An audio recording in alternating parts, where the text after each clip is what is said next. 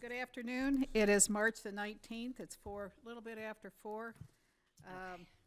This is a regular session of Town Council. I'll call the meeting to order. Roll call.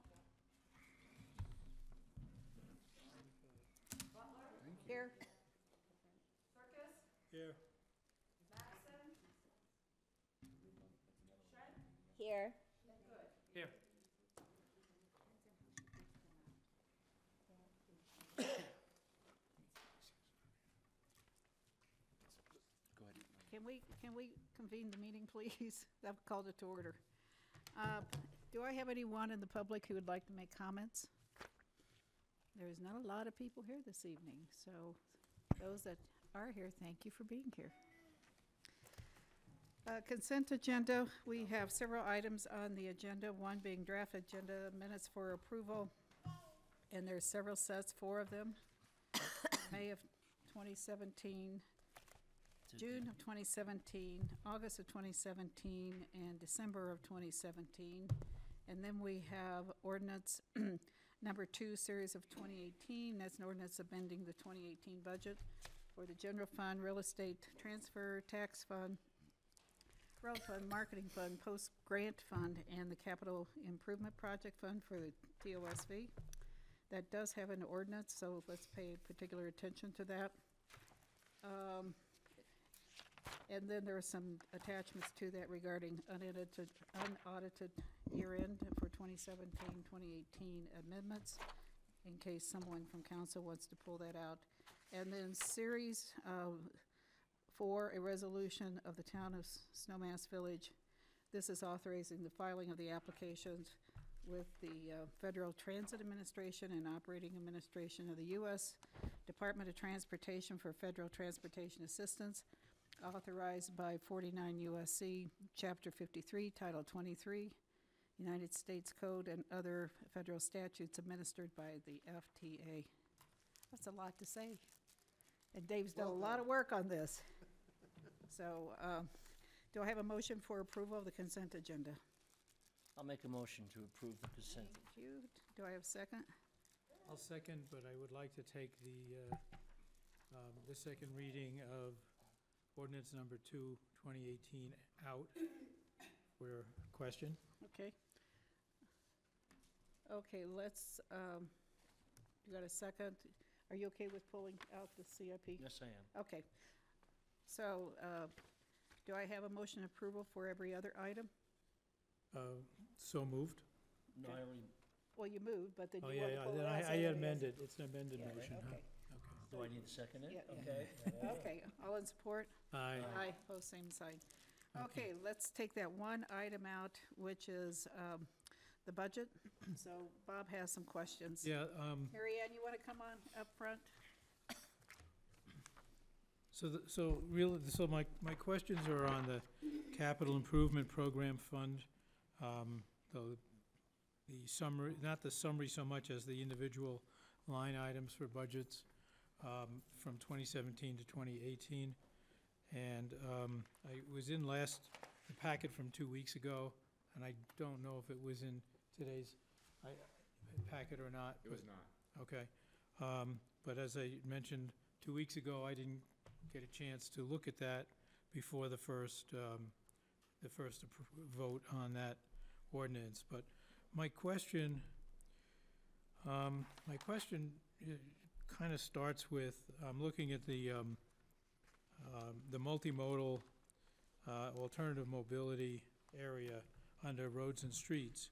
And there seems to be a separate project for It's on page 2, guys, the handout. Hard surface trails, is that where you're talking about, the Brush Creek and all these? no, these multimodal things. It's on last week's It's packet. on last Oh, week's packet, okay. that's the problem. So there's a line item for Brush Creek Road crossing improvement without an identification as to what It's on crossing that page- was. Then it's on there's page 2. the Brush Creek pedestrian improvements at Sinclair and the Brush Creek pedestrian improvement at Town Park. So I guess one question, the first question is, what's the what's the road crossing improvement that's not identified as to intersection? Do we, Yeah, and I'm tracking with you. So the first question is, if you could, the Brush Creek, Owl Creek Road intersection improvement, yes, I see that one. and so then you're looking down, Down a couple more. Brush Creek Road crossing improvement. So we're carrying it forward into 2018. There's $75,000 that are carried over. And basically, it says scoping of the pedestrian improvement project, which is kind of vague.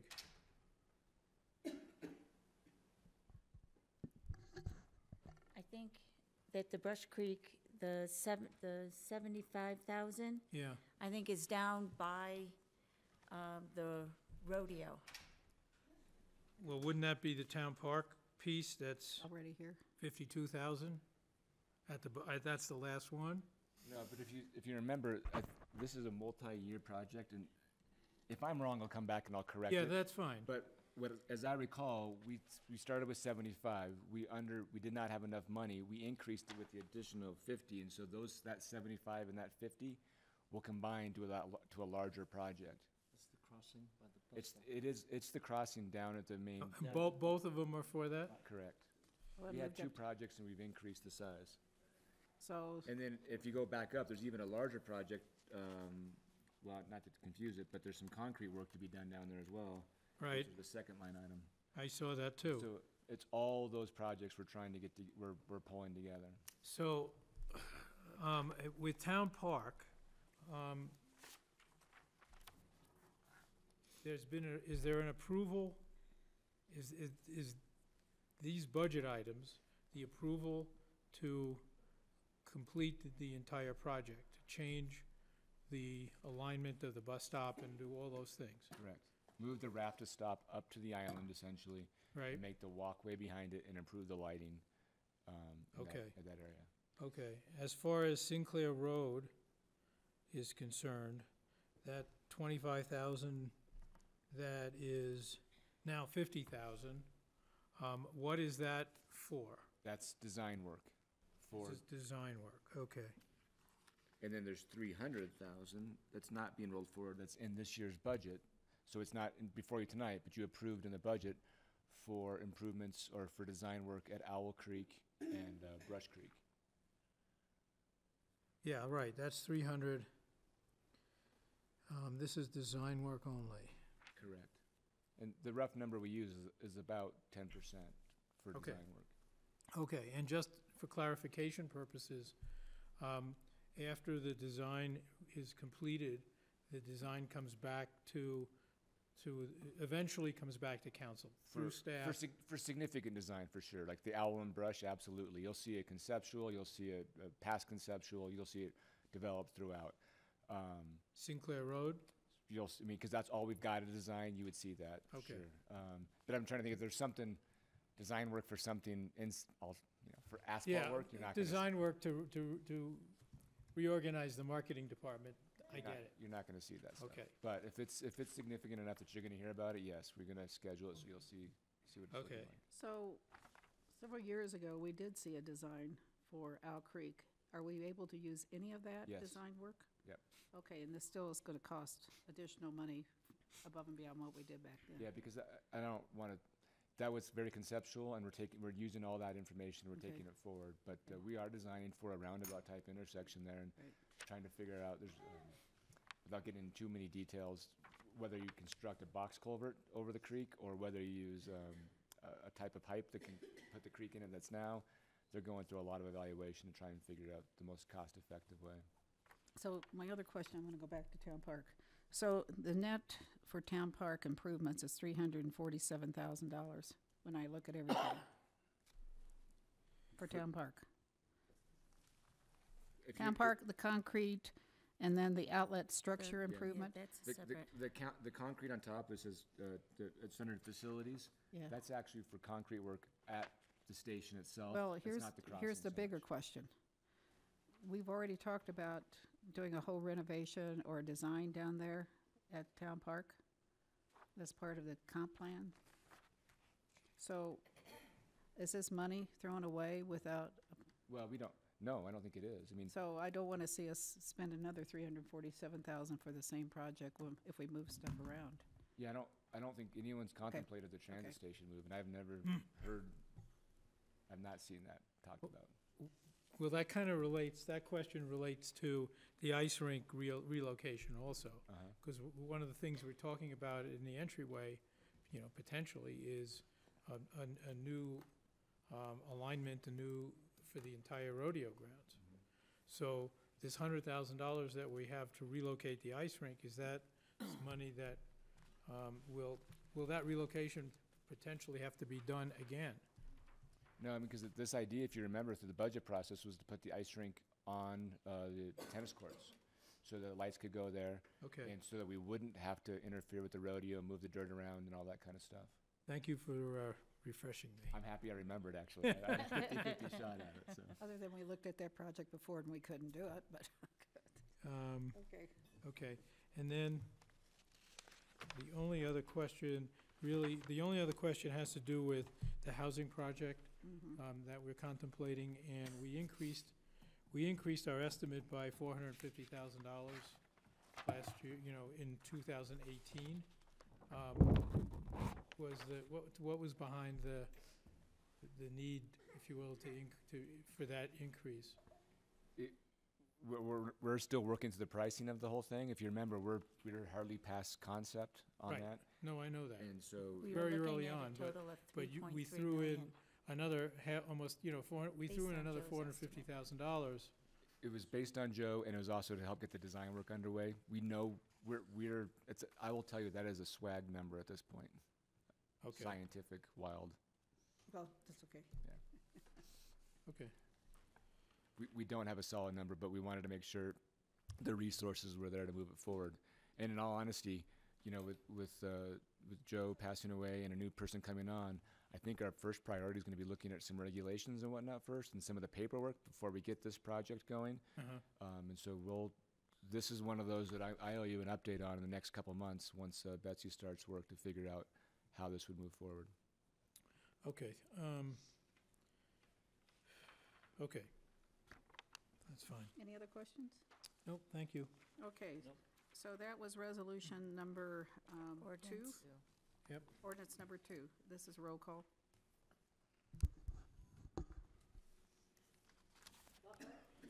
Yes. Yes, Yes. Yes. Thank you. Okay, we've been through every other item on the agenda. David, we're not going to ask any questions about all of this stuff. Okay. As you filed, unless somebody wants to know No, I'm okay. anything you want to know about the FTA. The only question I'll ask, long-term, are we going to have funding for public transit coming from the administration, or what do you, Sure. What not he's, this administration, but town? Okay, hopefully. So do you need a motion to approve resolution number 4? You already approved the entire. Oh, consent We- No, we we did. approved The whole the consent Yeah, we did agenda. all Took of the it. budget off, you did the Okay, budget by itself, okay. so they're both approved right now. Okay. Okey dokey. I do have a question on the Comcast type stuff. We looked at a proposal from the Weston. Did we ever hear back from whoever that was that wanted to put all the antennas on top of the Weston? Yeah, they came back through the second time and Right. they approved it. Yeah, you were out of I town. think that was. the I one was you were- out. That was, You were in I got Daytona. lucky. Oh, I was in Daytona. Yeah, I was. How long ago was that? Months. Okay, next item. Come on up. It is Nexus. Where do you want us here or over here? Wherever it's comfortable, because Come on we'll over here. probably have to get on the Come over here. computer. That keyboard can move over here, it's actually, if you want to bring it over. I'll just drive from over here. So this is a continuation from last week's discussion. I won't read the whole staff report to you, but you guys were, as part of the review, the Nexus team provided you guys with an overview of what they were proposing. You all asked to continue this hearing for a couple of issues. One, to to look at a more detailed pro forma, which was provided in the packet. You wanted to offer the opportunity for public input this evening, and you asked for some input from other sources as well, specifically from staff. And as I think I'll let the mayor know, we had a health issue come up for Rose to be here this evening, so I've got her notes. I can provide that as I'll provide that input as well. But so I think the information is in the packet. I know the information is in the packet, and I'll let Paul or Michael walk you through what's in there, and hopefully we can get a discussion going and answer any questions. And I think at the end of it, what we're looking for is some direction from you on next steps. And I mean, a logical, if we were to move forward, a logical next step would be a kind of a letter of agreement, an informal outline of how to, what the details might look like, and work that through.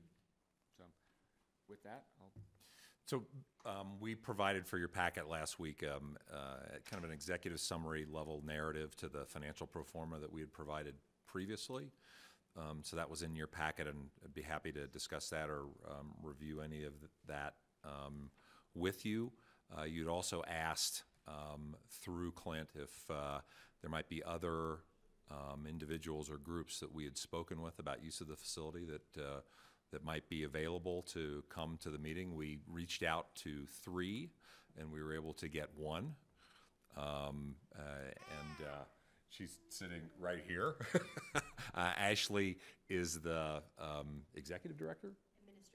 Administrative director of the Snowmass Chapel. She's also a member of the Grassroots Board and was a longtime Grassroots staff member. She joined the board just a few months ago, late last year. We had reached out also to Brent Gardner-Smith with Aspen Journalism, who we'd spoken with extensively, and who indicated to us that he saw it as a potential a facility that could be potentially used for the kinds of events and meetings that his group likes to facilitate, community gatherings around larger policy issues in the community. He may still arrive. He told me this afternoon earlier this afternoon he's going to try and be here. And we reached out to David Hugie from the Aspen Science Center. He's on the Aspen Science Center board, and he as well saw it as an excellent opportunity to put together a program, particularly a kids program, of science-related activities that would be something that could be done in our flex space. Did we hear anything from the Discovery Center? Say again? Discovery Center. So I did reach Snowmass Discovery. Did reach out to Snowmass Discovery. Talked to the board chair, John Rigney, on the phone after we published the packet last week, and so I have some updates from John as well. Okay. And John's here. So and also we talked to Chip Cummings with Our Day. I see him back there. Hi, Chip. And he walked in behind us. So. Thank you. Sorry, I forgot Chip was going to be here too. Thank you. So I don't know if I think Ashley, I'd ask Ashley if she wanted to say a couple words to the group. That'd be an appropriate. Now would be an appropriate time, or if you'd want to get a staff update first, Mayor. Let's first go through the executive summary, the narrative, Sure. because people may not have pulled this up that are in the listening audience. Mm-hmm. And what we've determined here. Oh, there it is. do you want to go through? Well, the new stuff. We asked for more detail on the financials. I will tell you, I really want to go back to structure at some point, but. Sure. I think the first thing that's important to note is that obviously we're on a timeline. There's a great interest in having this building open and active for the holiday season next year. And in order to achieve that, if we're going to move forward with that particular expectation, doesn't mean we can't move forward, but with an expectation that we're going to be able to do the fundraising and the planning and the onboarding of staff and the other things that we need to do to move forward, we feel as though we're going to need to get a green light for the end of March. Later than that just means we have to move that timeline. Doesn't mean that we aren't still interested, because we are. Just means we want to set a reasonable expectation for what's possible. Is there only way you're going to do this concept is if you're structuring it as a 501c3? We hadn't considered structuring it in another way. Okay. I think it probably could be achieved in Well, I'm another thinking, way. you know, if the decision is to put the building up for sale, Mhm. is there a willingness or a consideration that you've thought through in working with other partners? Yes, short answer is yes. The longer answer is that the proposal would be different. Of course. Most it would, likely, yeah, but yes. Okay. So you want to walk through some of this proposal that's here, that the community may want to hear, or they may not see it, so can you just quickly summarize what we're looking Sure. at? I'd be happy to, and I'd be happy to email this to anybody who'd be interested in reviewing it as well. What we did was we just looked at putting together a set of operating assumptions for the facility that are really capacity-based and based upon our evaluation of other organizations and other facilities, what their cost structures are, what we believe the capacity would be, and how quickly we believe we could grow that. The pro forma doesn't reflect an expression of actual interest from a lot of groups. In terms of specifically, we haven't had conversations with people, I'd like to book that building for March of 2019 for this program or anything along those lines. So what we've done is we've put together a conceptual pro forma that we'd like to refine over the coming several months to create a set of benchmarks through Nexus, working with the town, so that we've got a set of monthly operational benchmarks that we're guiding our progress against, that we're all part of. We're anticipating that in the first full year of operations, which would be 2019, we'd see a small operating loss, and actually really for the first 2 years, and then we would see growth to a reasonable level of net operating income, by the year 2022, 2023, over about a 5-year ramp-up period. The details of that are divided into our different separate activity centers, which are provided in the detailed financial pro forma for each of the spaces. I don't know how deeply you want to dive into that detail, but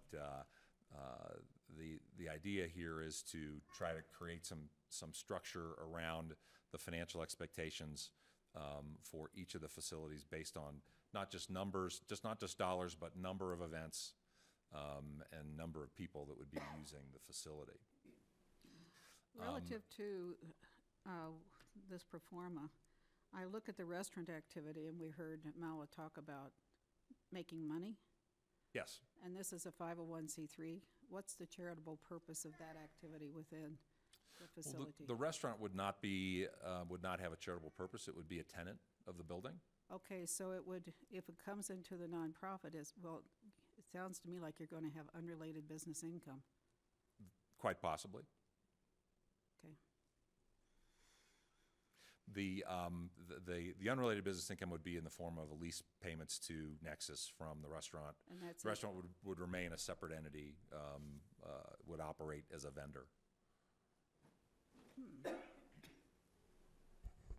So they're paying you for rent. They would be paying us for rent. They would be paying Nexus, and Oh, yeah. the town of Snowmass Village would Yeah. be part of Nexus. So Nexus would be a corporate entity. You're leasing space to Mawa. She's paying rent to Yes. you. Mhm. And what is that per square foot? We haven't gotten that far. So the 8% of gross that you were talking about in your last pro forma, up on top of the 8%, there's also a rent payment. No, No. the It's the included. initial pro forma very conservatively shows 8% of gross as the And lease that rate. includes rent? That is the rent. That is the rent, yes. Okay. And do you take a percent of profits as well? No, that's not what we're proposing. Well, so there is a caveat to that. So we were talking to her afterward. Again, because we don't have the green light, we haven't gotten too deep into the conversations. But she has stated that things that are fixed to the building, hoods, pieces and parts like that, she would like to figure out a way for us to put that into the operating, or to the capital expenditures that we're gonna spend on the building, that becomes part of that. And then there might be a profit sharing on top of that to pay that back over time. So it'd be rent plus that, that would then break down over time. That is an initial conversation, but that was something that we had discussed. Well, not- Wasn't the $500,000 that you're asking the town to provide for the finishing of the building, doesn't that include the kitchen? That would be part of that, most likely, yes. Depends on what she asked for against So- finishing of the kitchen. So if the town is going to subsidize the interior finishes, the kitchen, why would MAWA have to pay back to Nexus anything in relationship to the equipment in that kitchen? Because the equipment would stay with the kitchen, not with Mala. Well, yes, but the equipment was financed by the town. Right, and so she'd be paying for the use of that equipment as the proprietor. So we give you $500,000 to equip a kitchen, and we get nothing back in terms of the use of the kitchen that we equip, but she's gonna pay you money back. She's not paying us, she's paying Nexus. Nexus Well, includes the town. Nexus is who we're talking about, the Well, corporate well, entity. Nexus is not us, this is not us and them, this is all of us. The town of Snowmass Village is a member of Nexus under our proposal. So I just think it's appropriate for us to speak about this organization in its appropriate structure. Okay, let's go through the structure. The proposal is a nonprofit, Yes, and what is its charitable purpose? its charitable purpose is operating the community building. I don't know if that building qualifies as a community building, because how is it gonna benefit the community? Its nonprofit purpose, well, that's what Nexus is all about. It's about providing a community building with subsidized rates for community members to use the building for their community-related purposes. Very similarly to the way the Third Street Center works in Carbondale, or the Red Brick operates and has operated successfully for almost a quarter of a century.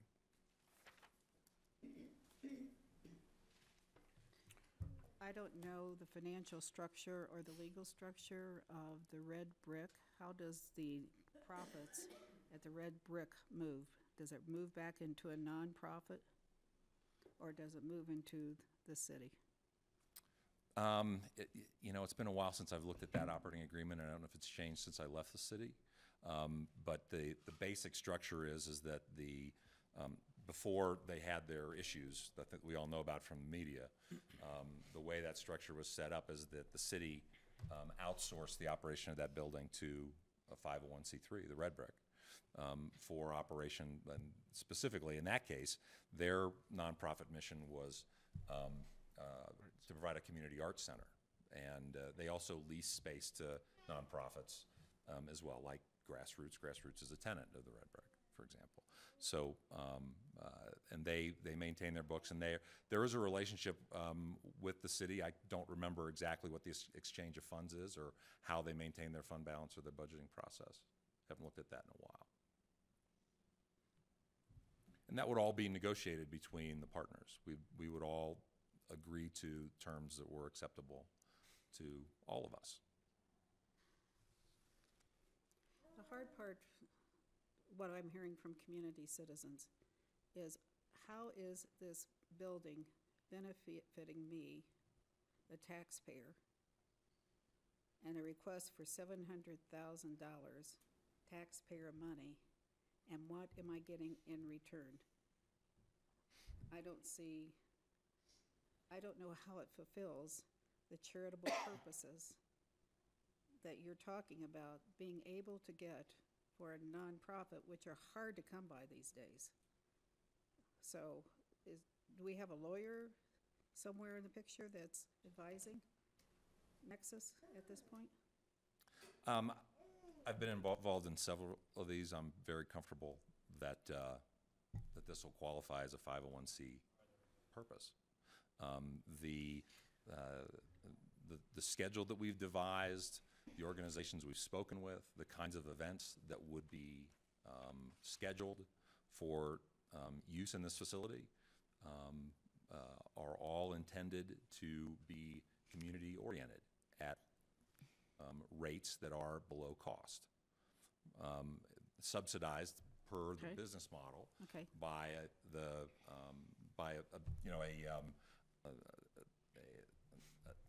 a smaller percentage of use by private organizations and groups, primarily targeting corporate groups that would be coming to town Okay. for meetings and so forth.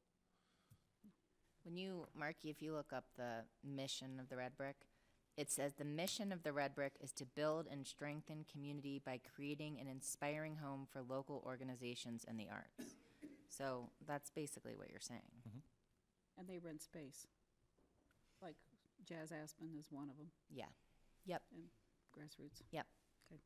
But that's on their guide star. That's what their mission says. And in terms of the dollars, you're right. There are taxpayer dollars involved, and we're very aware of the obligation that we have to make good use of those dollars. If the town wanted to modify that in some way, that's something we'd have to go back and look at. I would mention that it's a lower level of subsidy than was previously proposed under the Discovery option, which included some operating funding as well over a period of time, which I Yeah, believe was a whole different concept. That's what that building was designed for, but they're not Right. here. Okay, No, I understand. Quick question, Paul or Michael. You both, Paul, you had mentioned 8% of the gross for Mawa's Kitchen. Now, where did you come up with 8%? I mean, did somebody come along and say, this is what, or did she say, this is what I need to make for 12 months out of the year? Where did you come up with 8%, that would be the rent? 8% is kind of a standard lease rate number for commercial Standard rate restaurants. for somebody that's going to be open 12 months out of the year, or standard rate for somebody who's only going to be operating for 5 or 6 months out of the year? We haven't gotten that far. We don't know how long she would plan to be open. We have simply put together a hypothetical financial pro forma. I mean, she in made order it clear to- she needs to make money, and of course, anybody in that business is going to need to make money to operate, because that beyond the space you're going to rent out would be the profit part of the building, correct? And we're planning on scheduling events 365 days of the year. So we don't have a downtime. Oh, I'm Speak sorry. up, please. We don't have a downtime on our schedule. We plan on doing events all year round. Events, but will the kitchen be open 12 months? The kitchen's plan was to be open all 12 months of the year. Because that's and a they're gonna big, that's a benefit from big the problem events. with this community when the shoulder season or off-season, whatever you want to call it, the lifts close down, there's nowhere for anybody to go besides Clark's Market to go eat, or in several places during the day, but at night, or, Right. and so on. But Yep. I guess Understood. the other question I have is, I really wanted to see, that I don't see in the packet, I wanted to see more of a black and white line between profit and yeah, nonprofit. yeah, it's not here. And it's not, Why? well, I wanted to see what's the community benefit of this community purpose building gonna be in regards to, which is gonna be the nonprofit side, and how are they gonna benefit by this nonprofit side? And for instance, on whatever page it is, I don't know, page 2, they talk about one checkbook. You're gonna have one checkbook, and how do you operate a profit and a nonprofit business with one checkbook? Well, let's talk a little bit about the structure, because it's not half profit and half nonprofit. It's a nonprofit organization that has both for-profit and nonprofit suppliers. And I think you can think of Mawa's Kitchen as a vendor or a supplier to Nexus. And there really are three. There's going to be Grassroots Television, there's going to be Colorado Audio Visual, and there's going to be Mawa's Kitchen, the restaurant proprietor. We hope it's Mawa's Kitchen. That For would the sake be of the things, let's proprietor. just call it Mawa's Kitchen. Okay, yeah. And those three entities will, through an operating agreement, provide services to Nexus in order to achieve Nexus's mission. Nonprofits work with for-profit and nonprofit organizations all the time. Whether those suppliers are are a C corporation, an S corporation, a 501c, whatever, is irrelevant to the mission of Nexus, which is to provide a community space.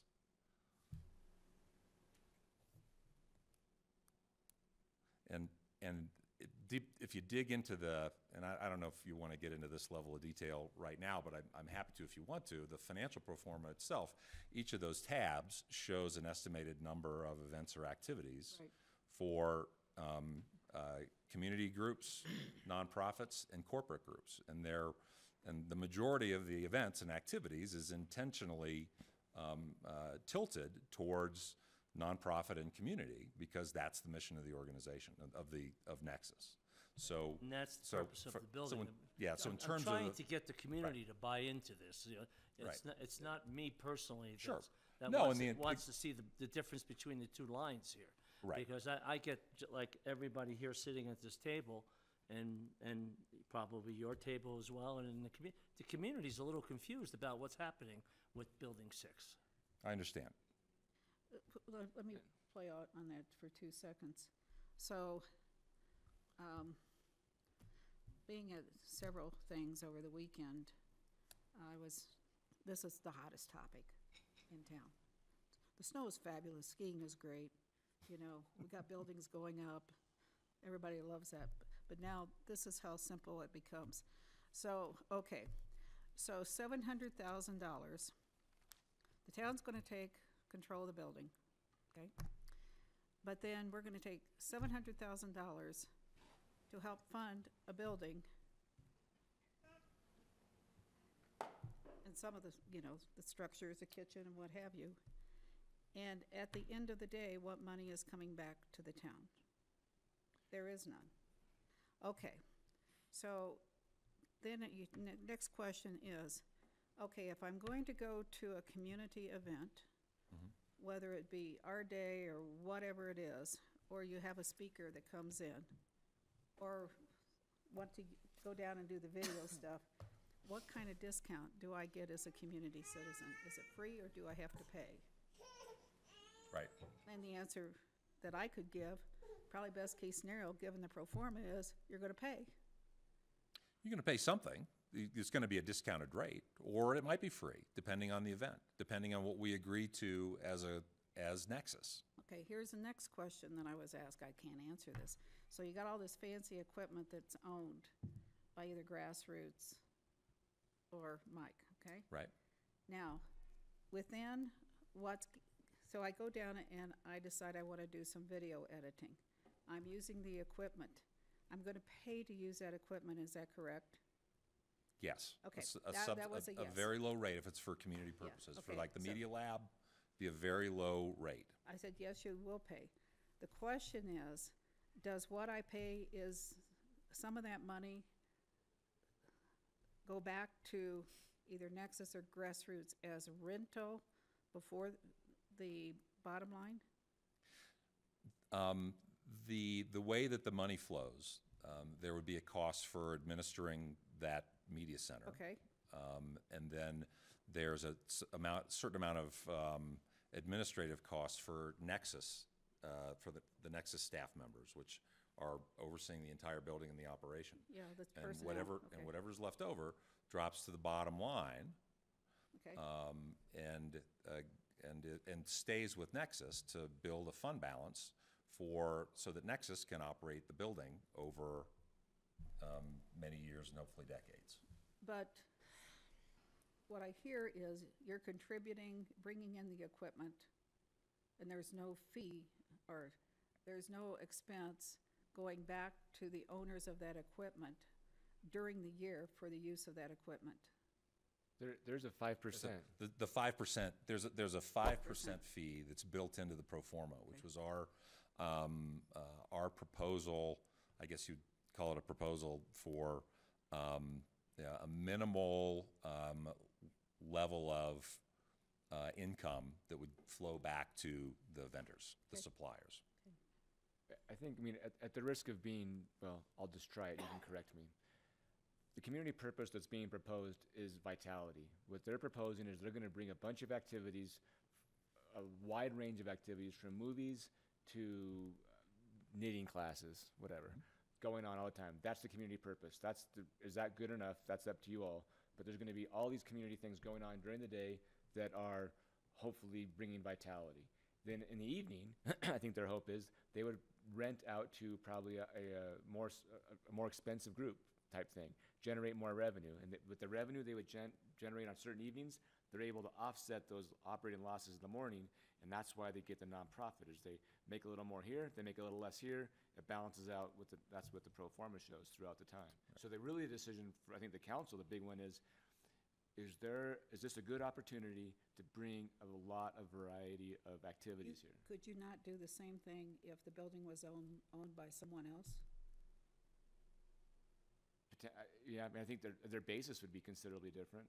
I mean, the basis now is zero. I mean, there's no rent per se for the building. So I couldn't answer that question other than to say if they got to buy it for something, I'm sure that those numbers change. Paul, what's the plan to cover the operating losses in the first 2 years? That is built in, that's from the $700,000. So the town- We're proposing $200,000 as a capitalized operating reserve. Okay, so the town creates a capitalization, $200,000, Mhm. that has to go through or until this turns positive.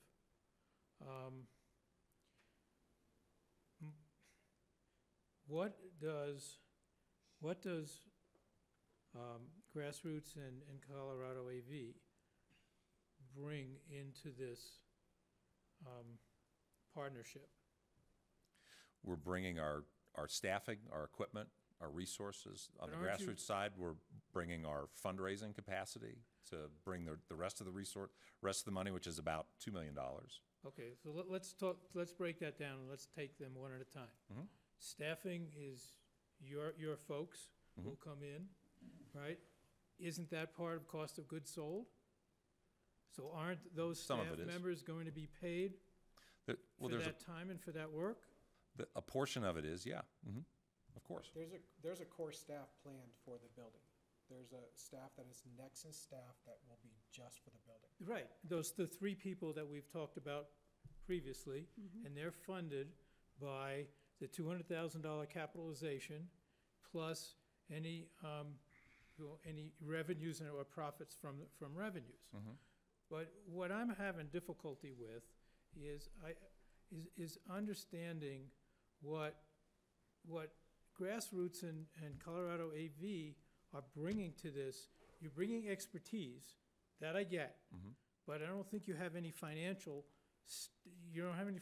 position in this partnership as it is created. Okay. I think, well, Yeah, let me address that question this way. I mean, it's clear from what I've read in emails I've been copied on and other information that there's this perspective that that maybe Grassroots and Colorado Audiovisual are trying to shift their risk to the town. And I would suggest to you that in this relationship, the town of Snowmass Village is a landlord. This is a building that you own. You have a landlord's risk. And you presented an RFP where you ask for proposals for use of a building that you own. We responded to that we put our best foot forward. There was not a request, there wasn't a requirement in that RFP to present a specific level of cash commitment or risk from our organizations in order to help facilitate that. So we didn't think of that in terms of the initial proposal. Had that been part of the proposal, it probably would have changed what we would have proposed. I think we still would have proposed, and we would have come up with something. If that's what the town is asking for now, some level of shared risk in the facility, in a conventional sense, our risk as a group that's proposing to create a group that runs a facility, our risk would be the business that we run, whether we would make enough money to stay in business and our ability to pay you rent. Because this is a community facility, it was proposed to us that there would not be a requirement for rent. So we proposed to you, we put our best foot forward to bring you a community facility that doesn't cost any, that doesn't require any ongoing subsidy.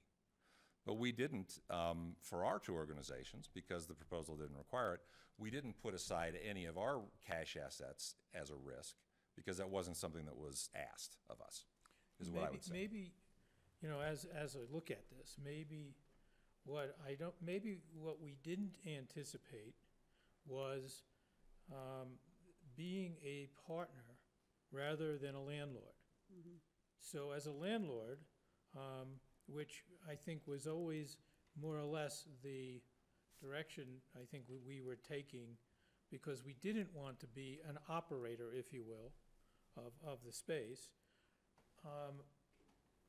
As a landlord, even if we didn't charge rent, okay, and we provided some funding for, let's say, build-out, let's just call it build-out, Sure.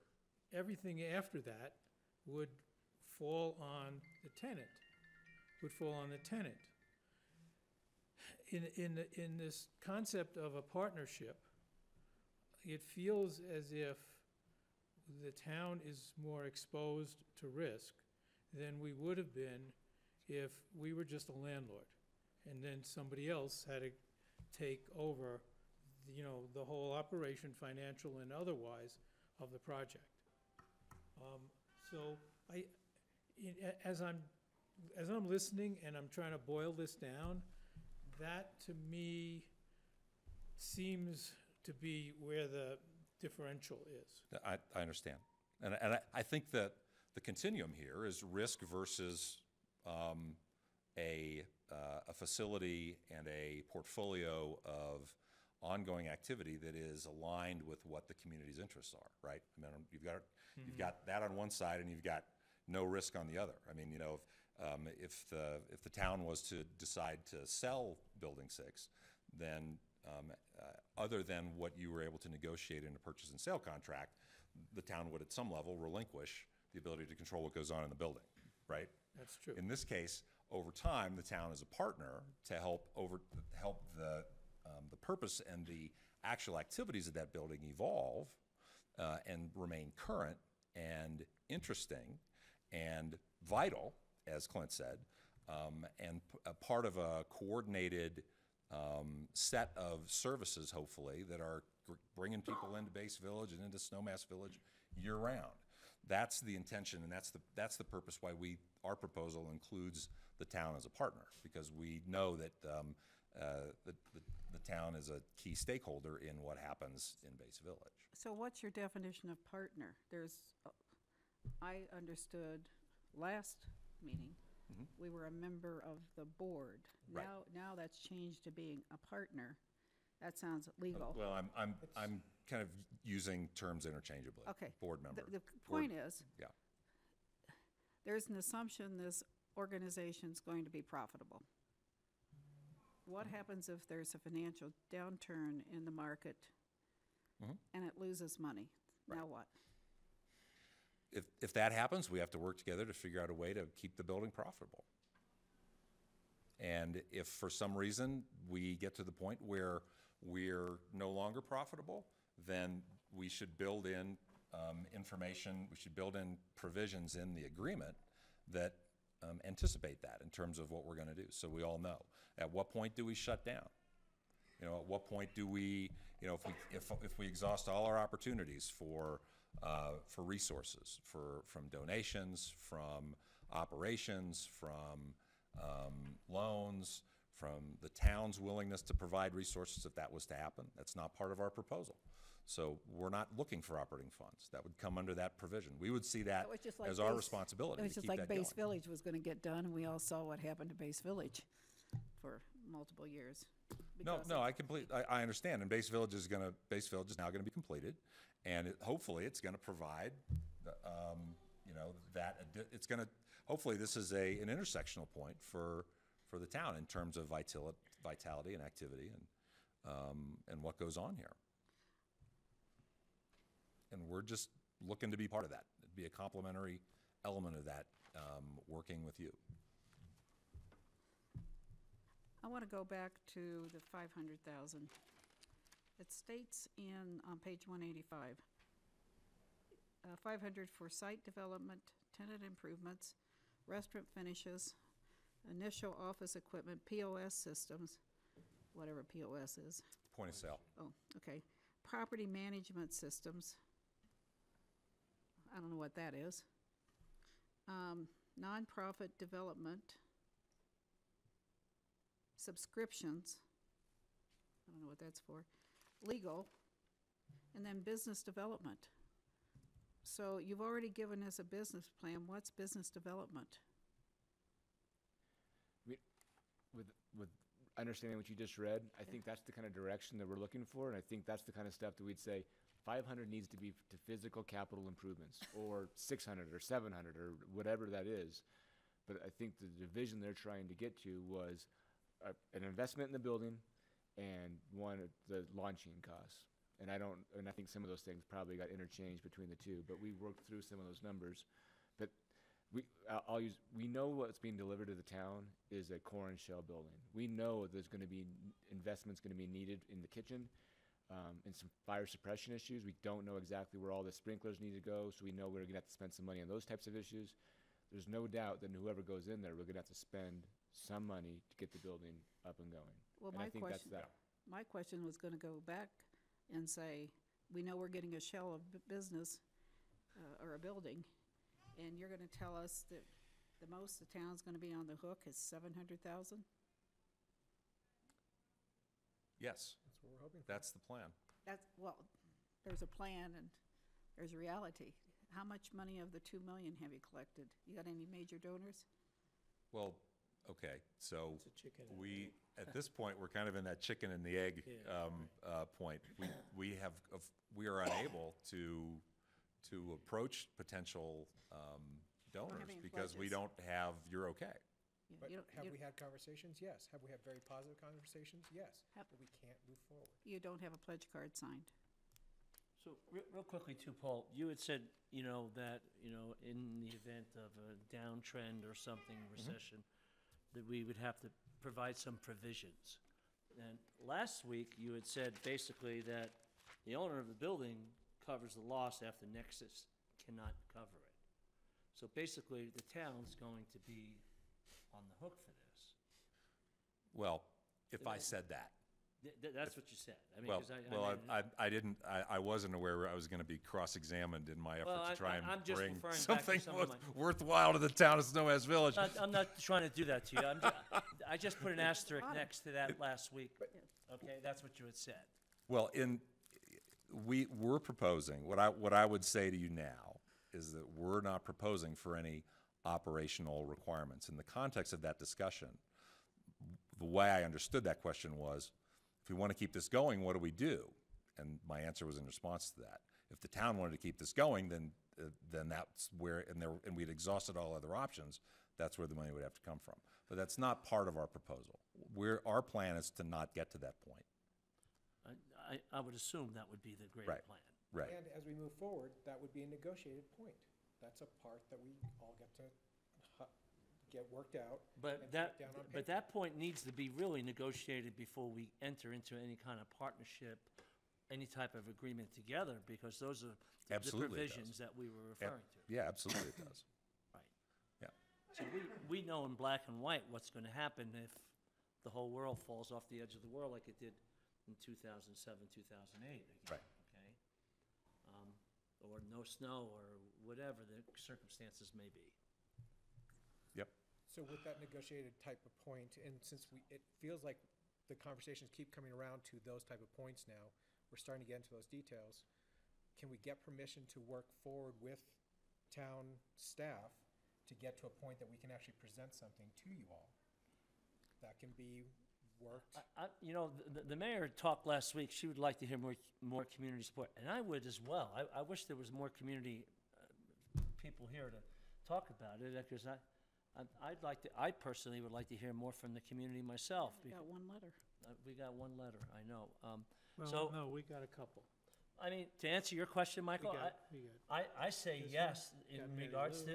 to, until we hear more from the community. I mean, we do want to hear from the community. I mean, I don't think it's fair for five people up here on this table to make a decision like this for the whole I don't community have personally. anything.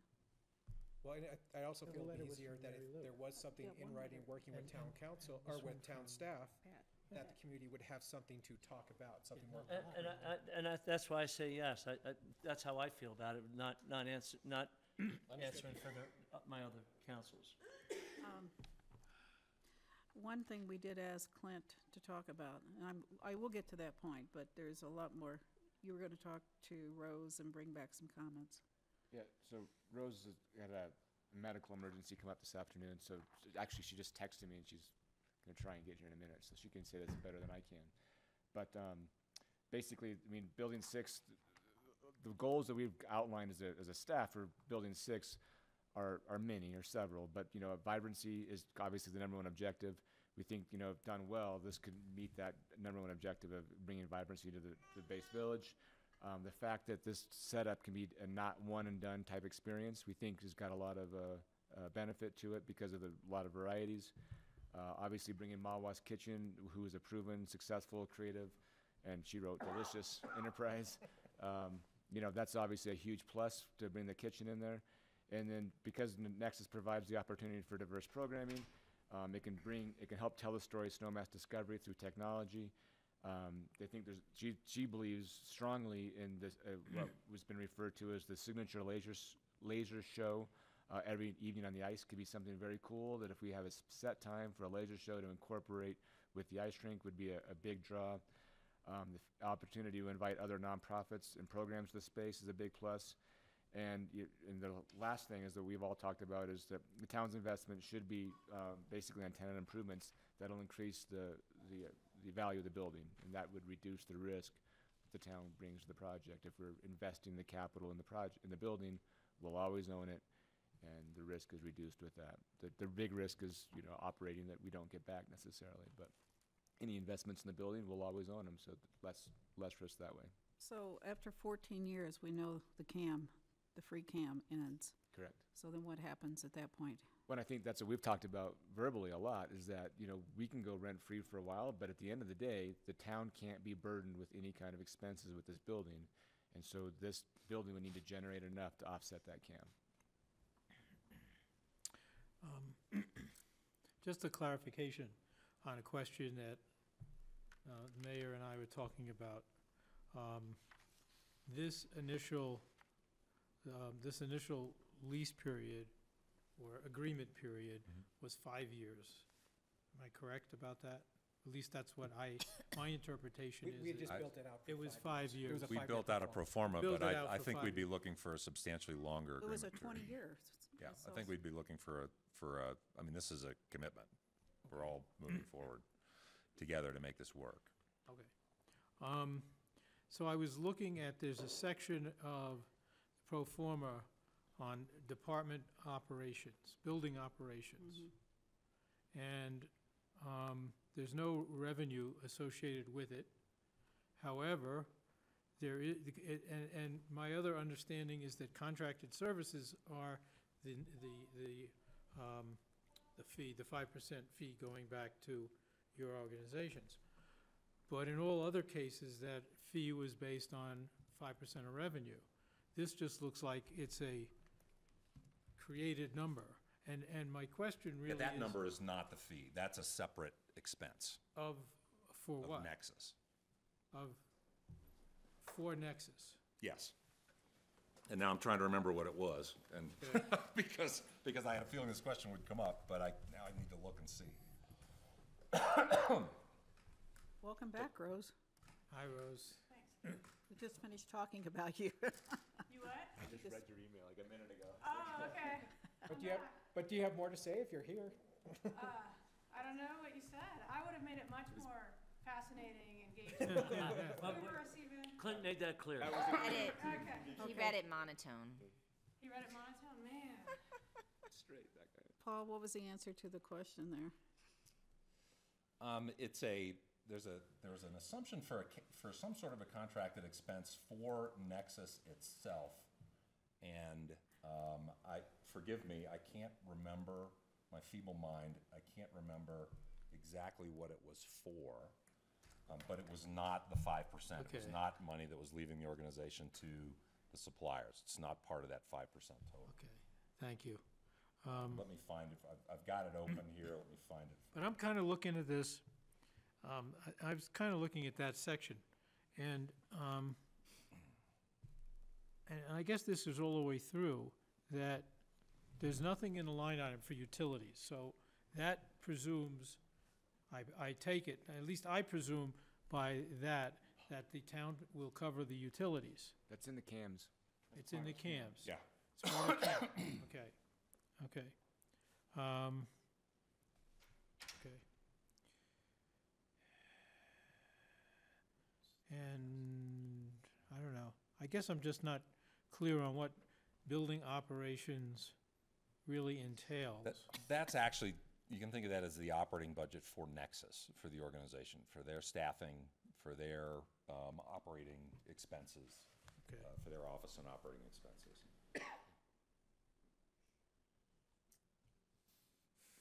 And it's a $3,000, and what you're talking about is on line 33 of that tab of the pro forma. And it's $36,000, $3,000 a month. And I can't remember what that was for now. It had to be an anticipated operating expense of Nexus, but forgive me, I'll look okay. through my notes and Okay. I'll get you that answer. so I you know really exactly wanted to what that is. clarify whether it was about, It's not, initially it was about the 5%, but right, no, it's not. That 5% number is calculated in each of the activity tabs. So for the Spotlight Theater, the Broadcast Studio, Studio X, the Virtual Gallery, and then the Plaza Conference. But you know, that 5% number, if you go to the first page, you know, the The roll-up? the roll-up page, that contract services at,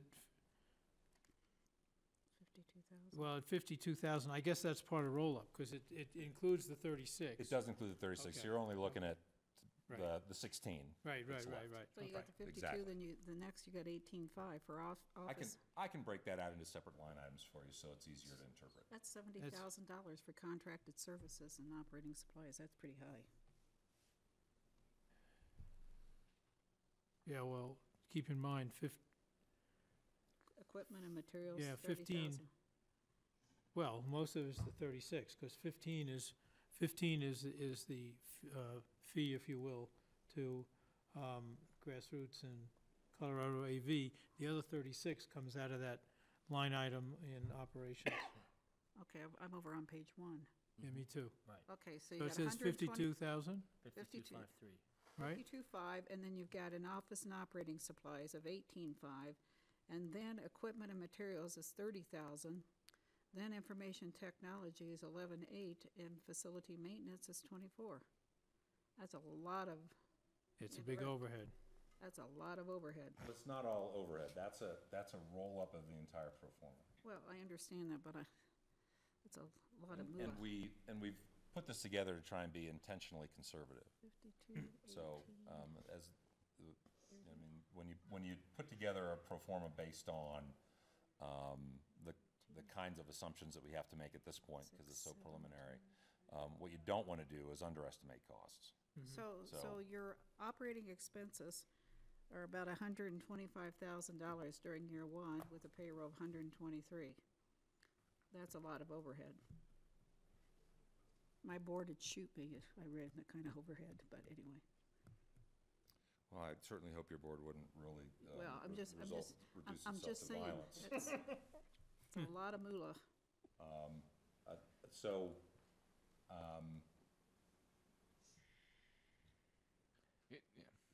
the assumption here is that in year 1, that overhead includes, that's not overhead, it's the entire operation of the facility. It includes the operation of all 5 of the activity centers as well. and the events and activities that occur in those venues. I think what I'm excited about, though, is that we're talking about this. If you guys aren't happy with this number, as we all work together on this, we can get to numbers that we're all happy with. These are assumptions based on a building that doesn't exist and operations that have never happened before. So we're doing our best on trying to put together numbers, and we would love to work closely with you all on, if you don't like that number, if you think this is too high or this is too low, let's get it a little bit closer. This is just us working in a vacuum at the moment. Okay, let's just play around with something here. So I run a nonprofit. In 2020, I see 5250 coming in on gross income. So that would be, geez, I can't do the math fast enough. 75 into 5250, how much income are you generating? Obviously, you got a cost to the nonprofit. So what page are you on, Mayor? I'm on page, Page one. the second page of the pro forma. The Spotlight Theater? Oh, yeah, like Spotlight Theater, so there's nonprofit 5250 for 75. I assume that's 75 times you're gonna do a Spotlight Theater in a year?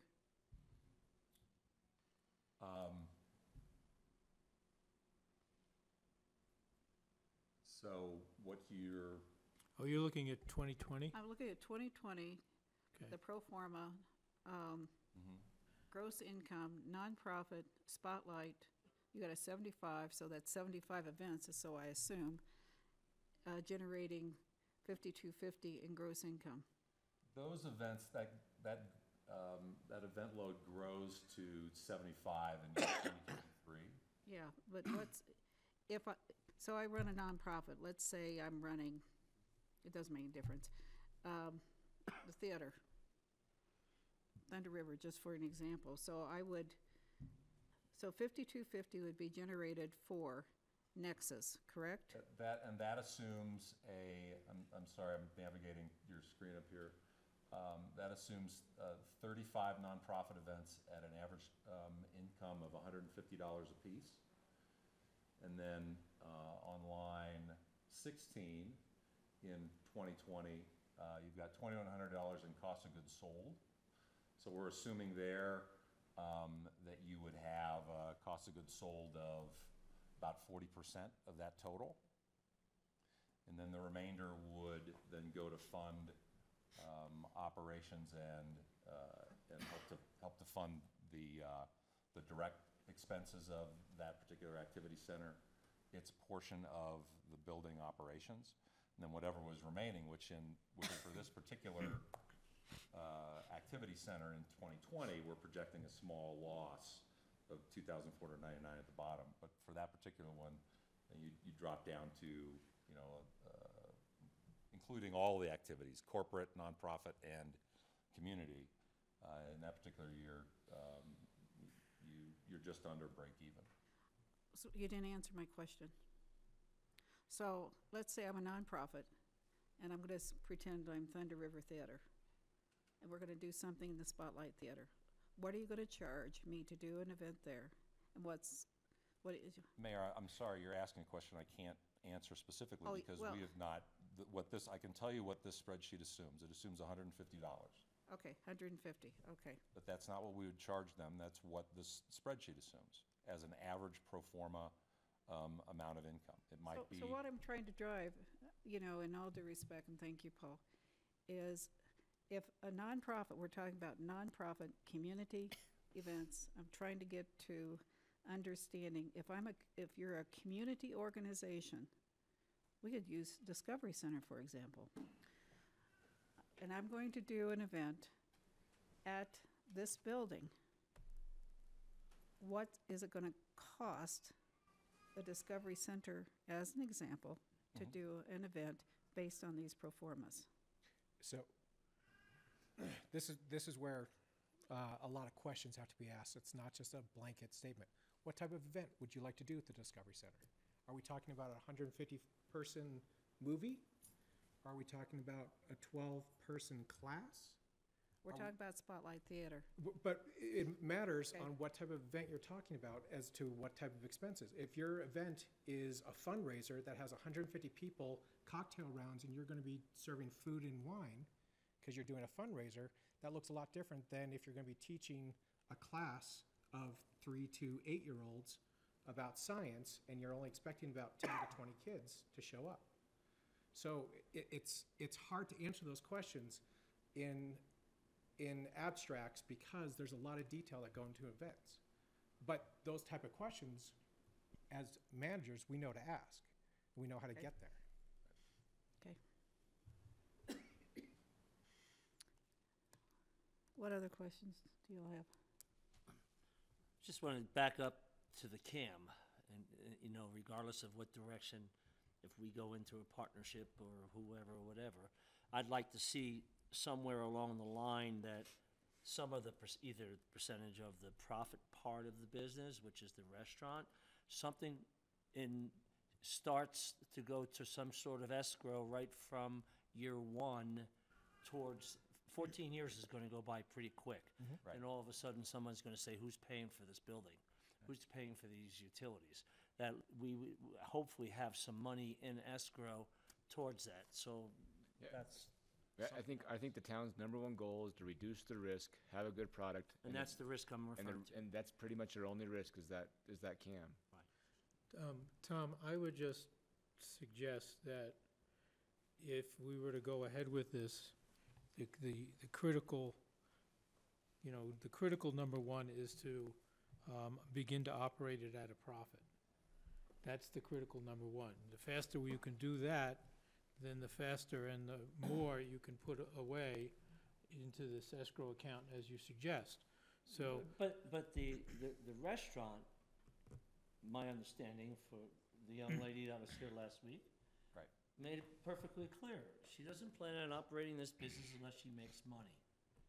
And, Right. and then at that point, I'm thinking along the lines of, at least that part of the building will be making money.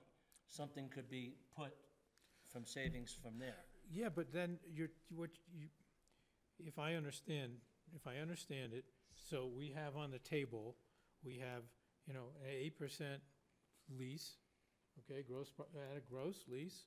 We have potentially a small portion of their profit to go against the kitchen build-out, which kind of goes back to really what you're saying. It's a piece of, It's a piece of the town. it's a piece of the a payback of Right. some amount of the $500,000 that over a period of time will be there, and that can be used to pay, with other things, to pay CAMs in year 15. Well, I can't see paying, I can't see how the hood or the big kitchen 6-burner stove is gonna pay for the CAM. Well, If things don't work out with Nexus, and we're now sitting with an empty shell Well- again, the next council, 10 years from now, is looking at how to fill that building. yeah, but then, listen, I think there's always, You talking about the risk? well, I am gonna talk about the risk. I mean, there is that risk, but then there's always the ability that the building is an asset. There's always the ability to decide, well, this didn't work very well, and maybe we didn't like the experience, No, as I get being that. I the get that. landlord/partner, and we have the asset, we have the opportunity to sell it. We sell it at any time.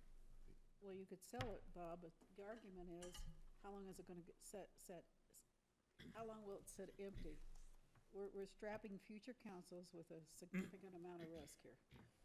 Okay. I get that. Let me ask you a question. Would it be, how different would it be if we sold the building today, now? We took the money, we built another structure, another facility, right? And we had a choice.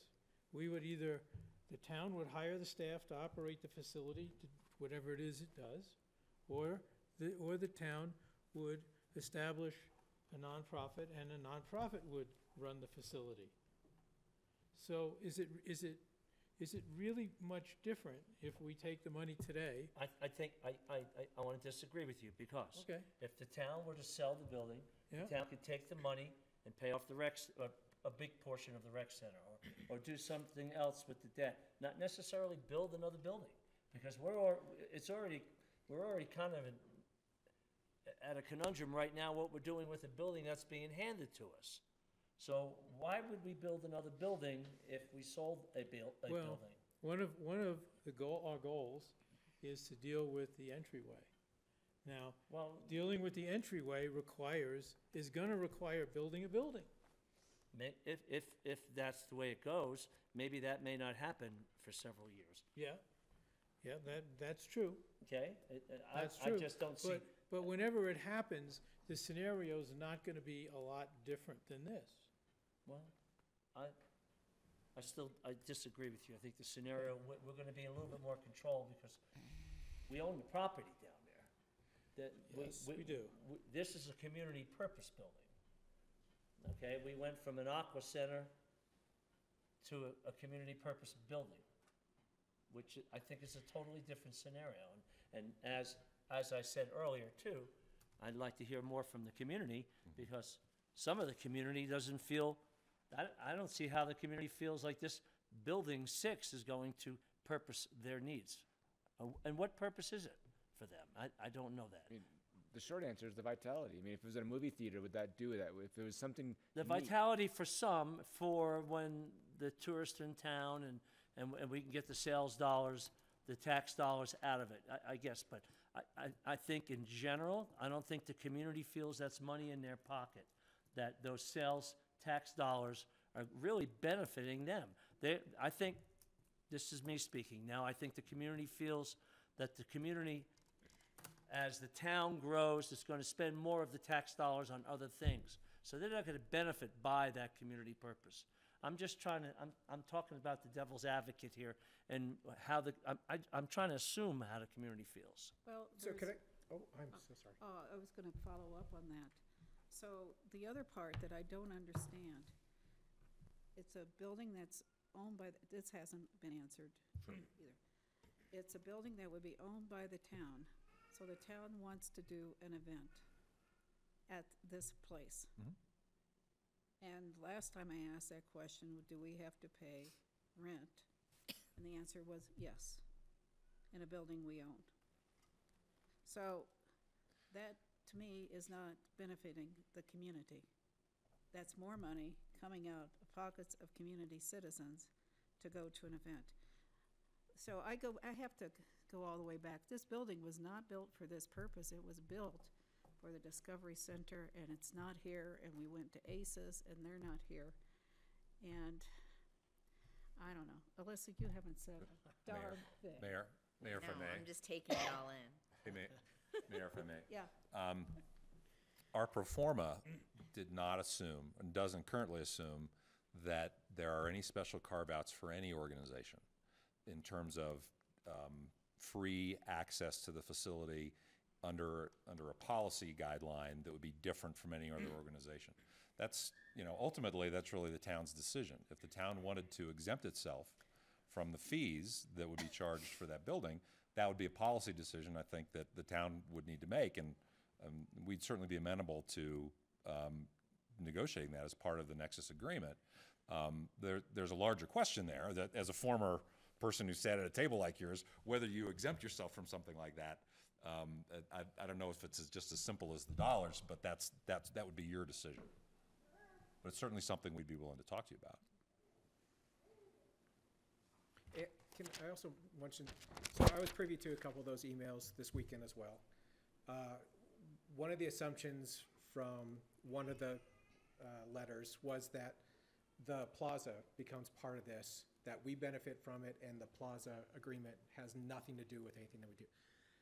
Because we're managing this, we understand that the plaza is part of a larger and many other agreements in place.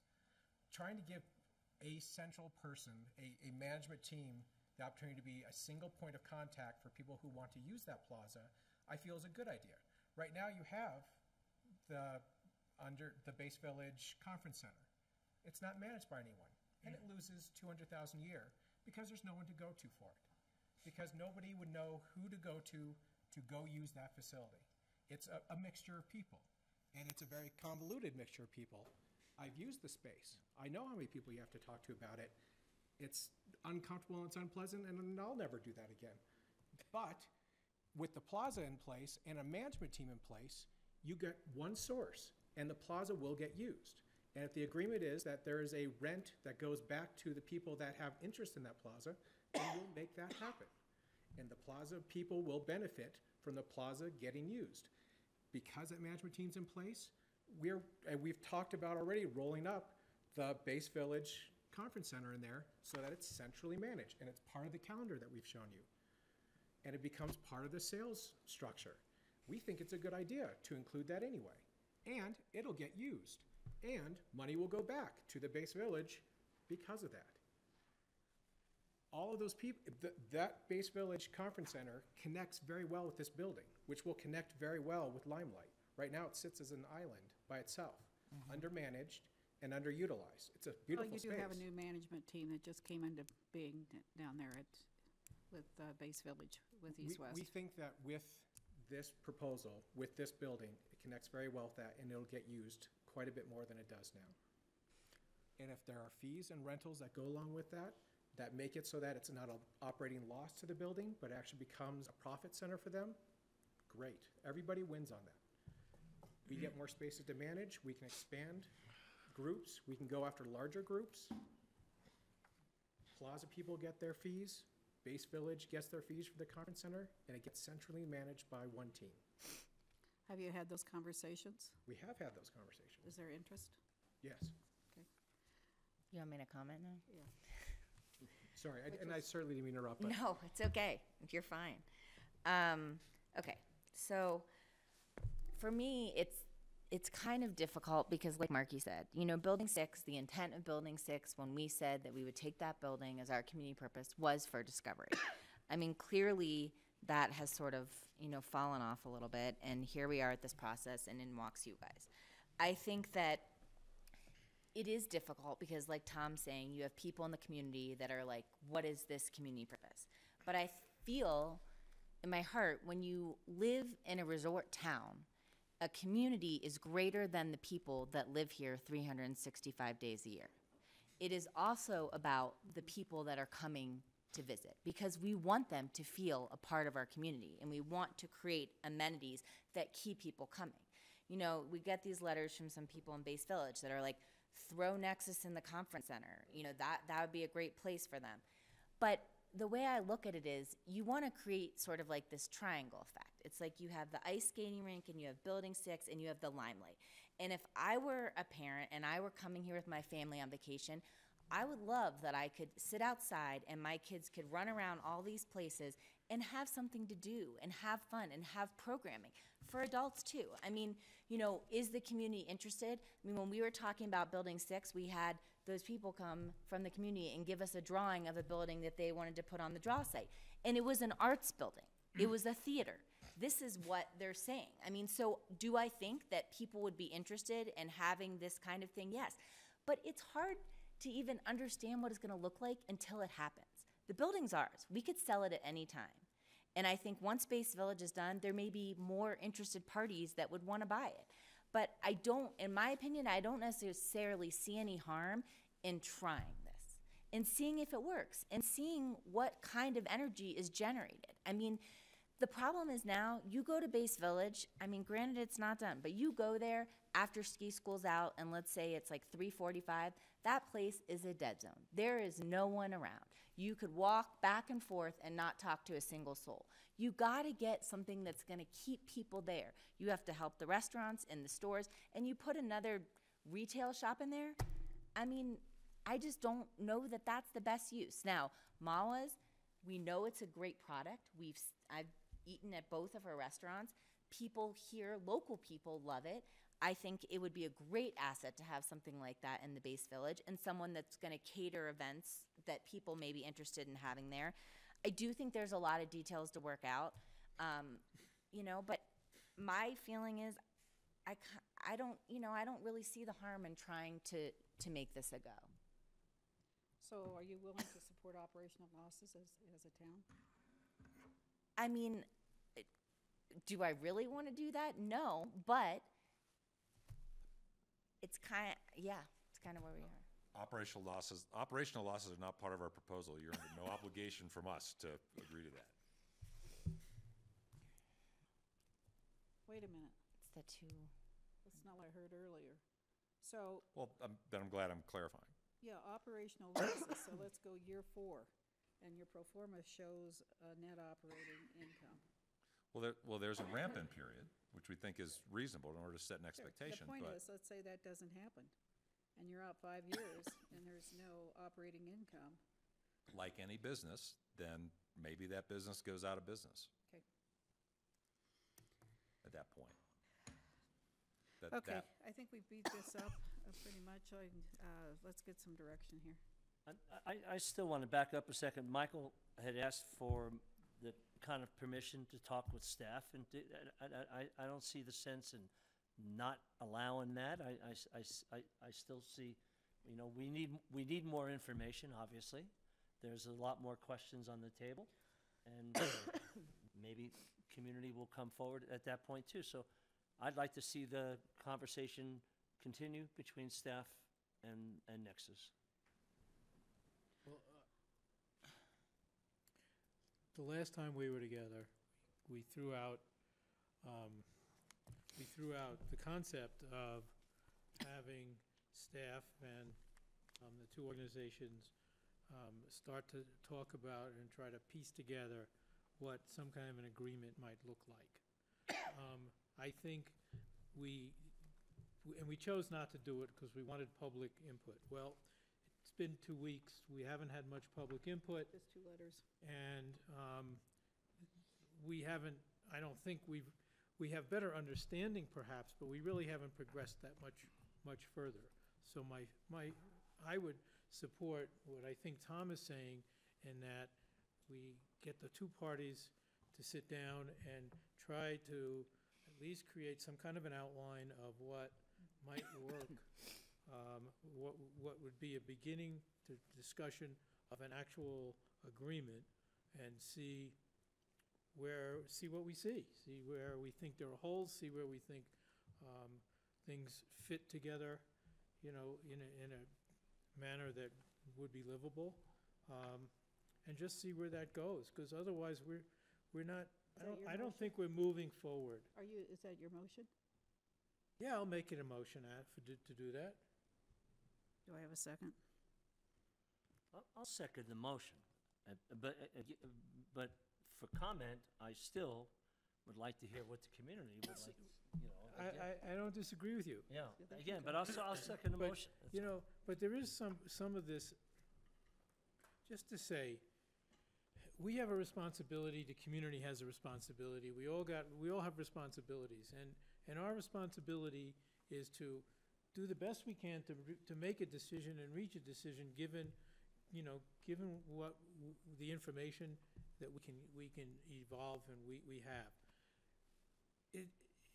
We have to move this forward to some extent. Okay, and I'm looking at, it's starting to get dark, and we've got a site visit yet to do, guys. Okay, Yeah. but we have to move it Yeah. forward.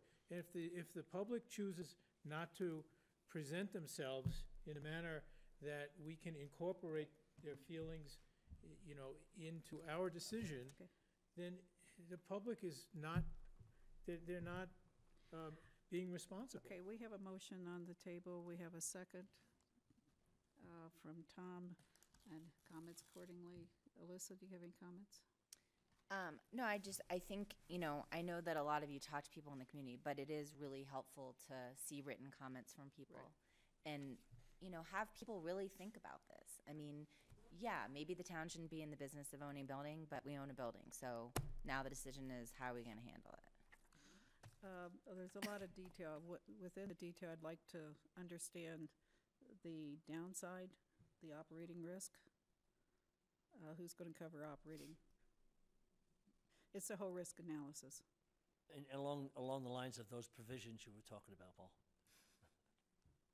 Also, we never heard from any of the other people who may want to, Oh, I We're guess here. we're continuing the public hearing, so anybody else want to come up and make comments? Because we got to do a site visit. I know. And it's, I just know that some of those people came out for the meeting. yeah. I know. Anybody want to come up?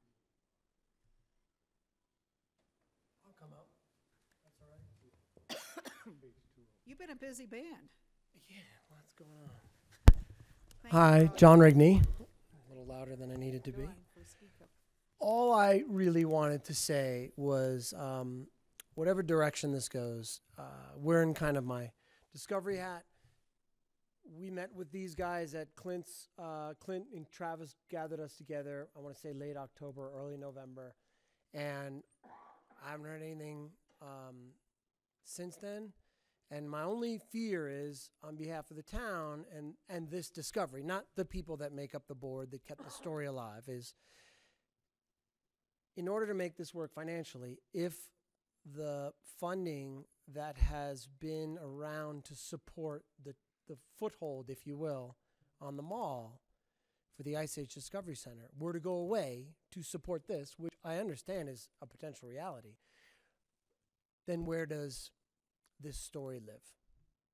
And I don't have the answer for you, but it's not my story. It's a story that we all are part of. So I hope that that is not an outcome here, that it goes away or it goes completely dormant, because it still is a great story. Whether we found the long-term fit for it, obviously it hasn't presented itself. But I would hope that that would be given consideration, is my only thing. It is a cool story. It's a differentiator for this community. A lot of people still pour through the doors. So I just wanted to throw that out there. Hopefully it's not casually lost along the way. No, I think it's, thank you very, very much, John. And I'll just make a few closing comments and then we'll take the vote. Thank you, John. Thank you. The reason why I'm really struggling on this is my hope was to find a location, and the point site did have a place for the Discovery Center with the bridge going across and activity, arts, theater, all of those things. And that was kind of one of the many proposals that were being kicked around way back when, but it never landed here in council chambers per se.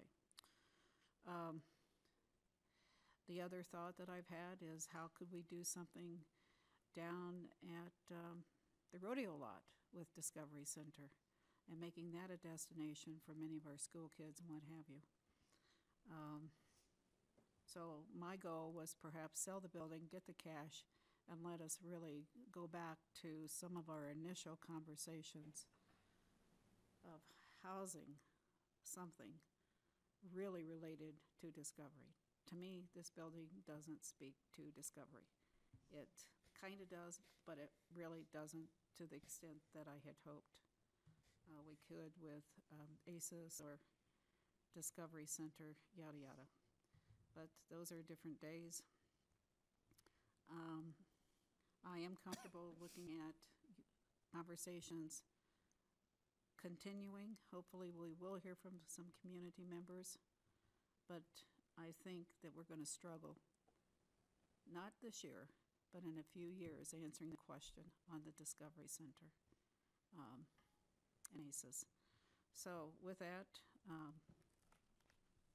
all in favor of the motion? Aye. Aye. Aye.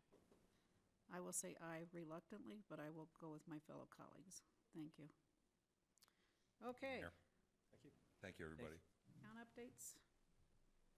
Before, Oh, just one other thing. Our next meeting is April 2nd. Second. Yeah. We want to have something back on this, April 2nd? We're on a fast pass, so the answer Should I is say we'll aim for it and not promise it? yes. Yeah? Because it's going to take a lot of work. Yeah, I know. Tom? Core meeting this past Thursday, and interesting enough, Core's working along the lines of now possibly going into the finance business with some of the rent fees that they have available, and working with a group out of Boulder for possibly financing some of the projects. For instance, some of the buildings, like the Little Nell, is ready to upgrade all of their thermostats and all of their controls and stuff like that, and, you know, to the tune of almost $500,000. And I actually brought up the fact that we're looking along the lines of upgrading some of our boilers. So whether or not this will be in place in time for the summer or not, I don't know, but we're trying to figure out what, the Corps is trying to figure out what the best solution would be along the lines of who they will partner with to offer this type of financing at a lower rate, of course, just to lay that carrot out there in front of people to start doing some projects on the energy efficiency side. There's a Northwest COG meeting on Thursday. Alyssa and I are both going. And I guess we'll have more feedback when we get back. Tomorrow is a board meeting for Pitkin County, and we're looking at the needs assessment moving forward, community needs.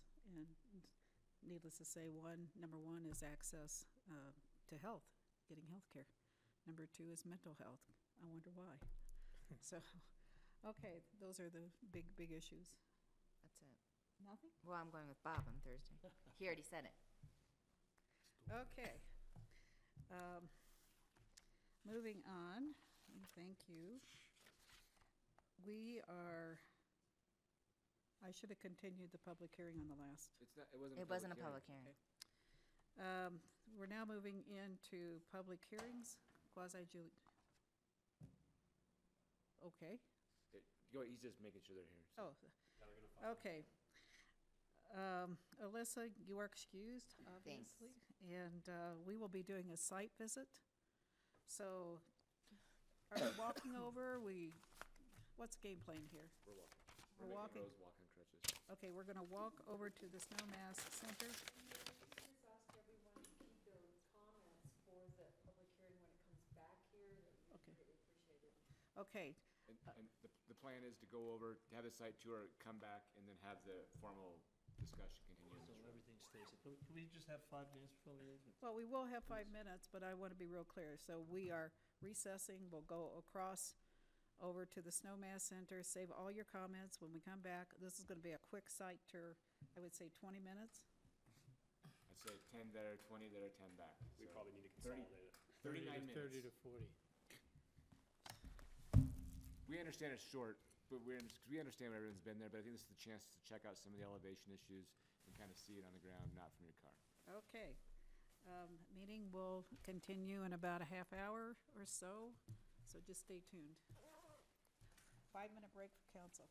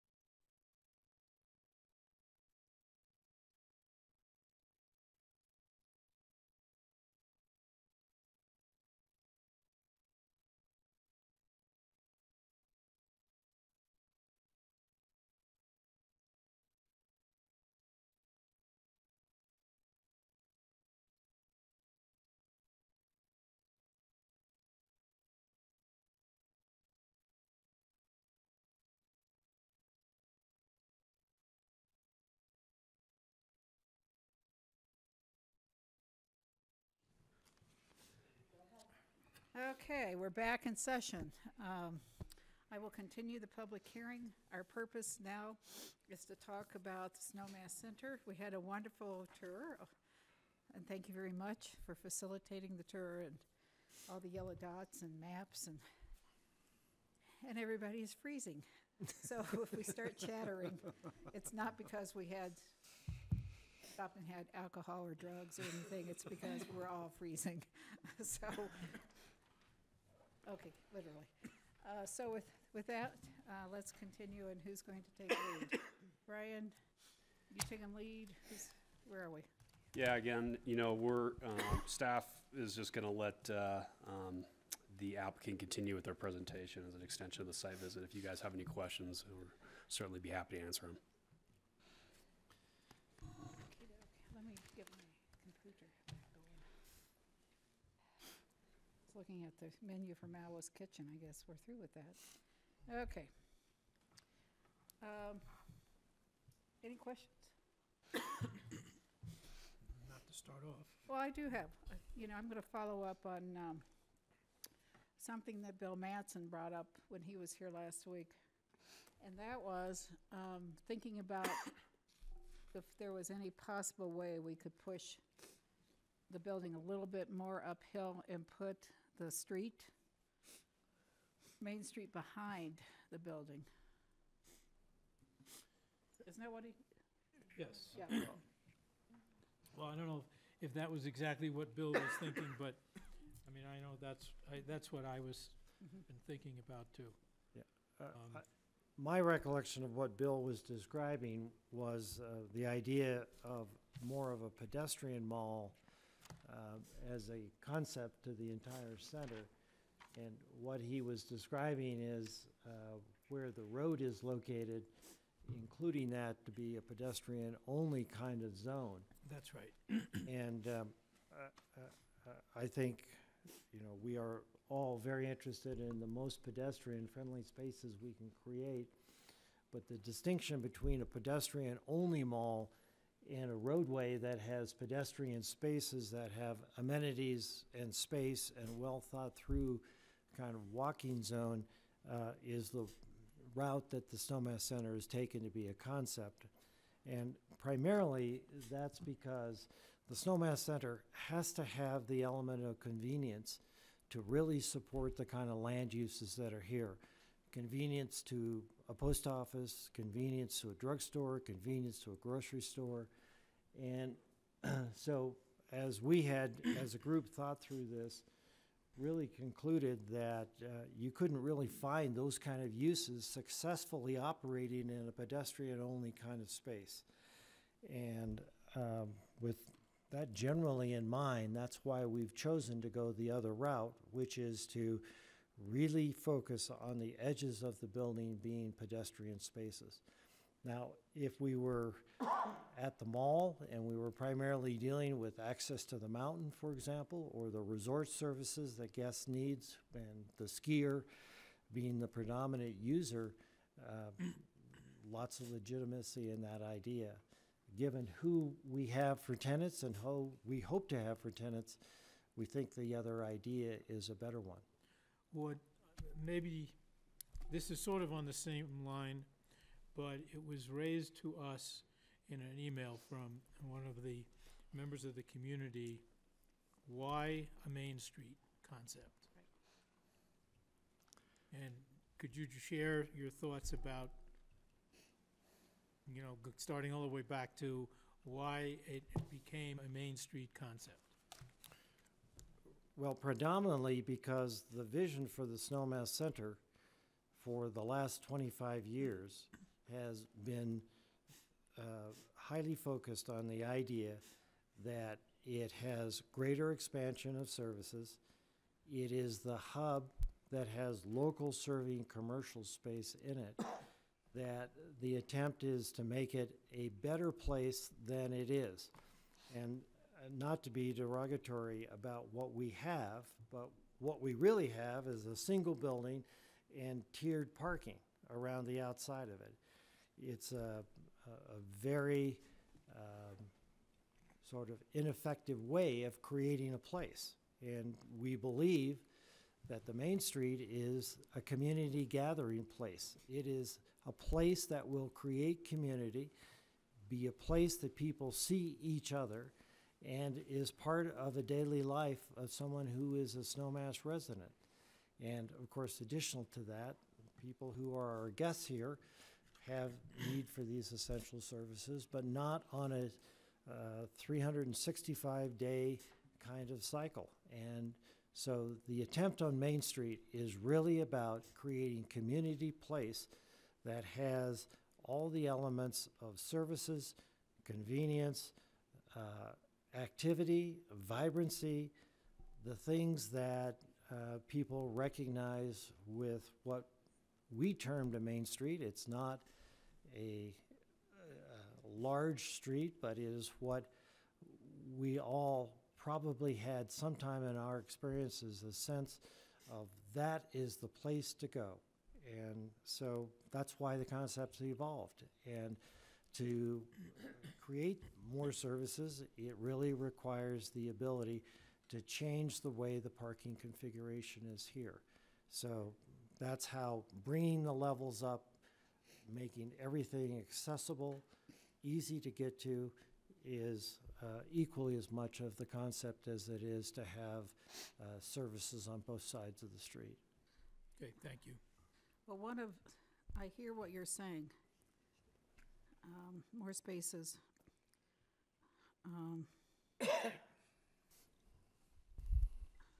I really, really do not want to take the view plane that we have. When you walk outside that grocery store, this building's 46.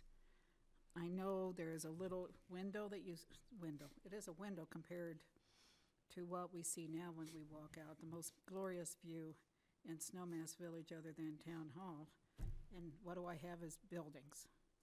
I'm giving up view planes for buildings. And I tell you, I struggle with that. Is there any way you can move those buildings, other places within the Snowmass Center and its design to also accommodate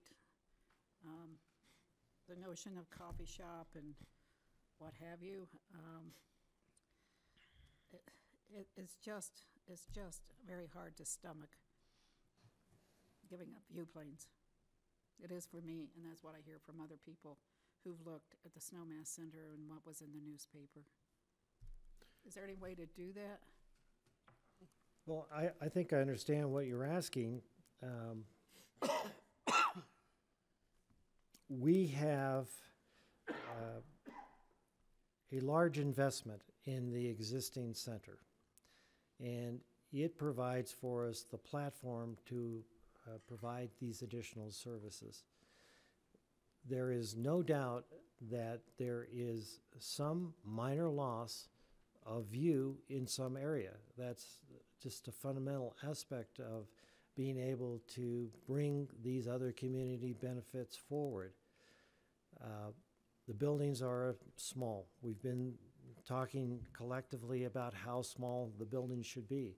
And the modifications that we've presented, I hope you all see as being very responsive to this notion of view and size of building. And there have been considerable changes in what has been proposed as a result of the concerns that you expressed.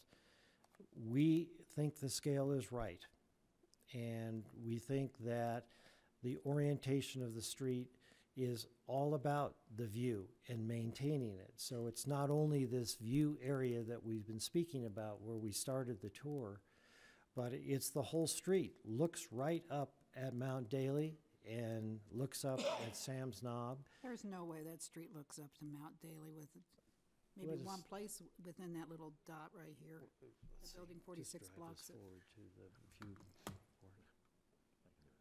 See, here we are. We had wanted to illustrate that, so I wanted to We get saw it this last time.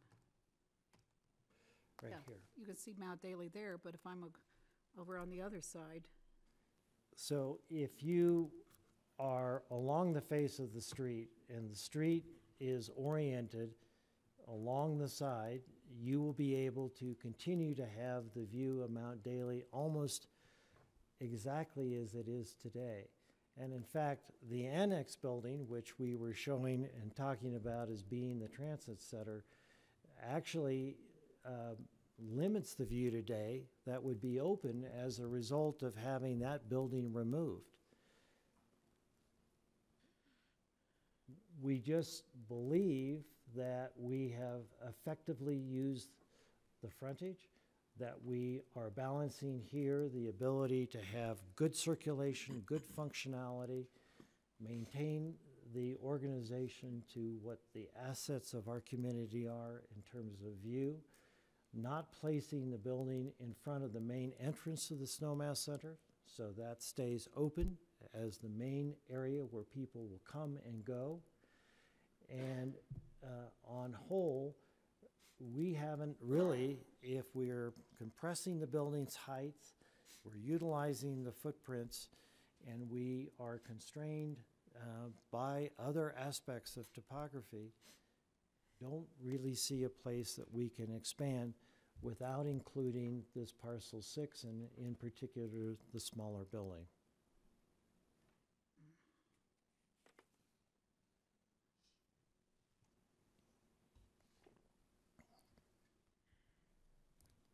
Okay.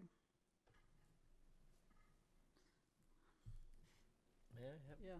a couple of questions? First, I think 3 or 4 here. Number one is probably going to be more on a preliminary stage, and that would be, I'm very concerned about the phasing of the project for the community.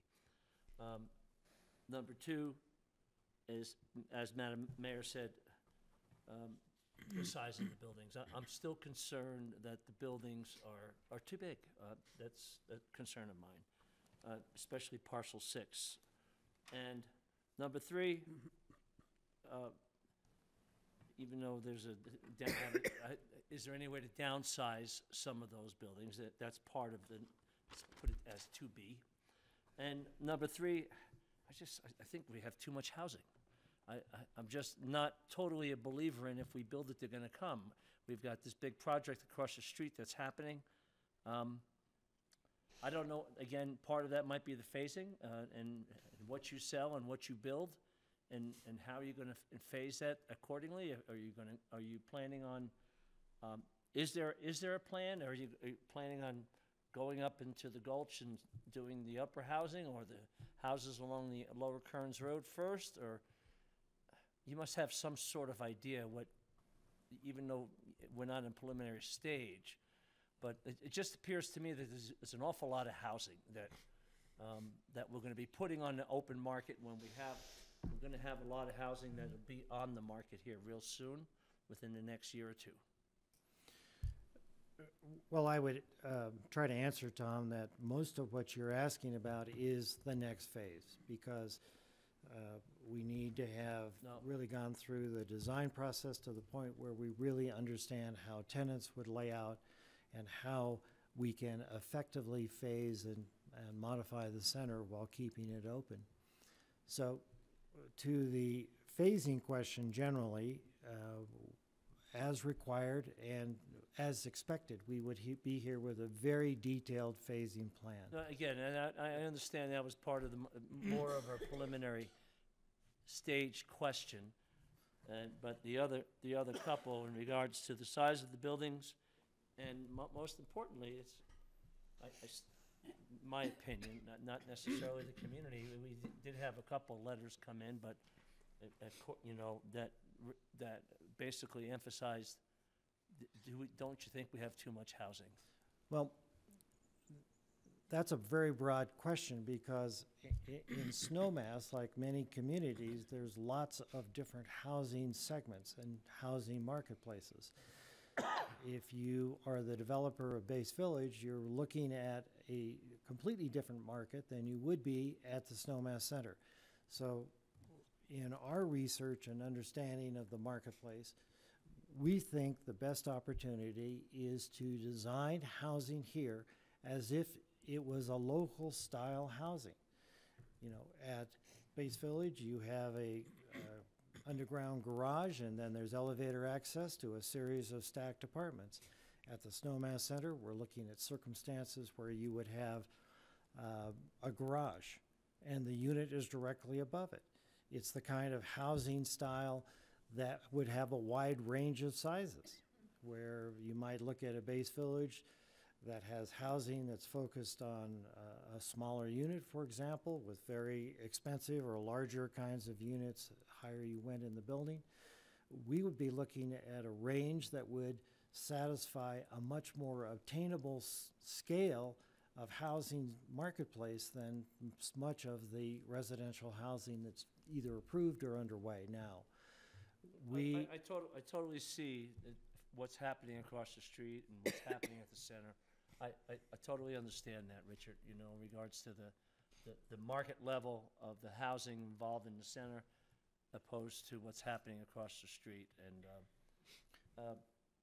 I guess I just see it all coming on the market at the same time.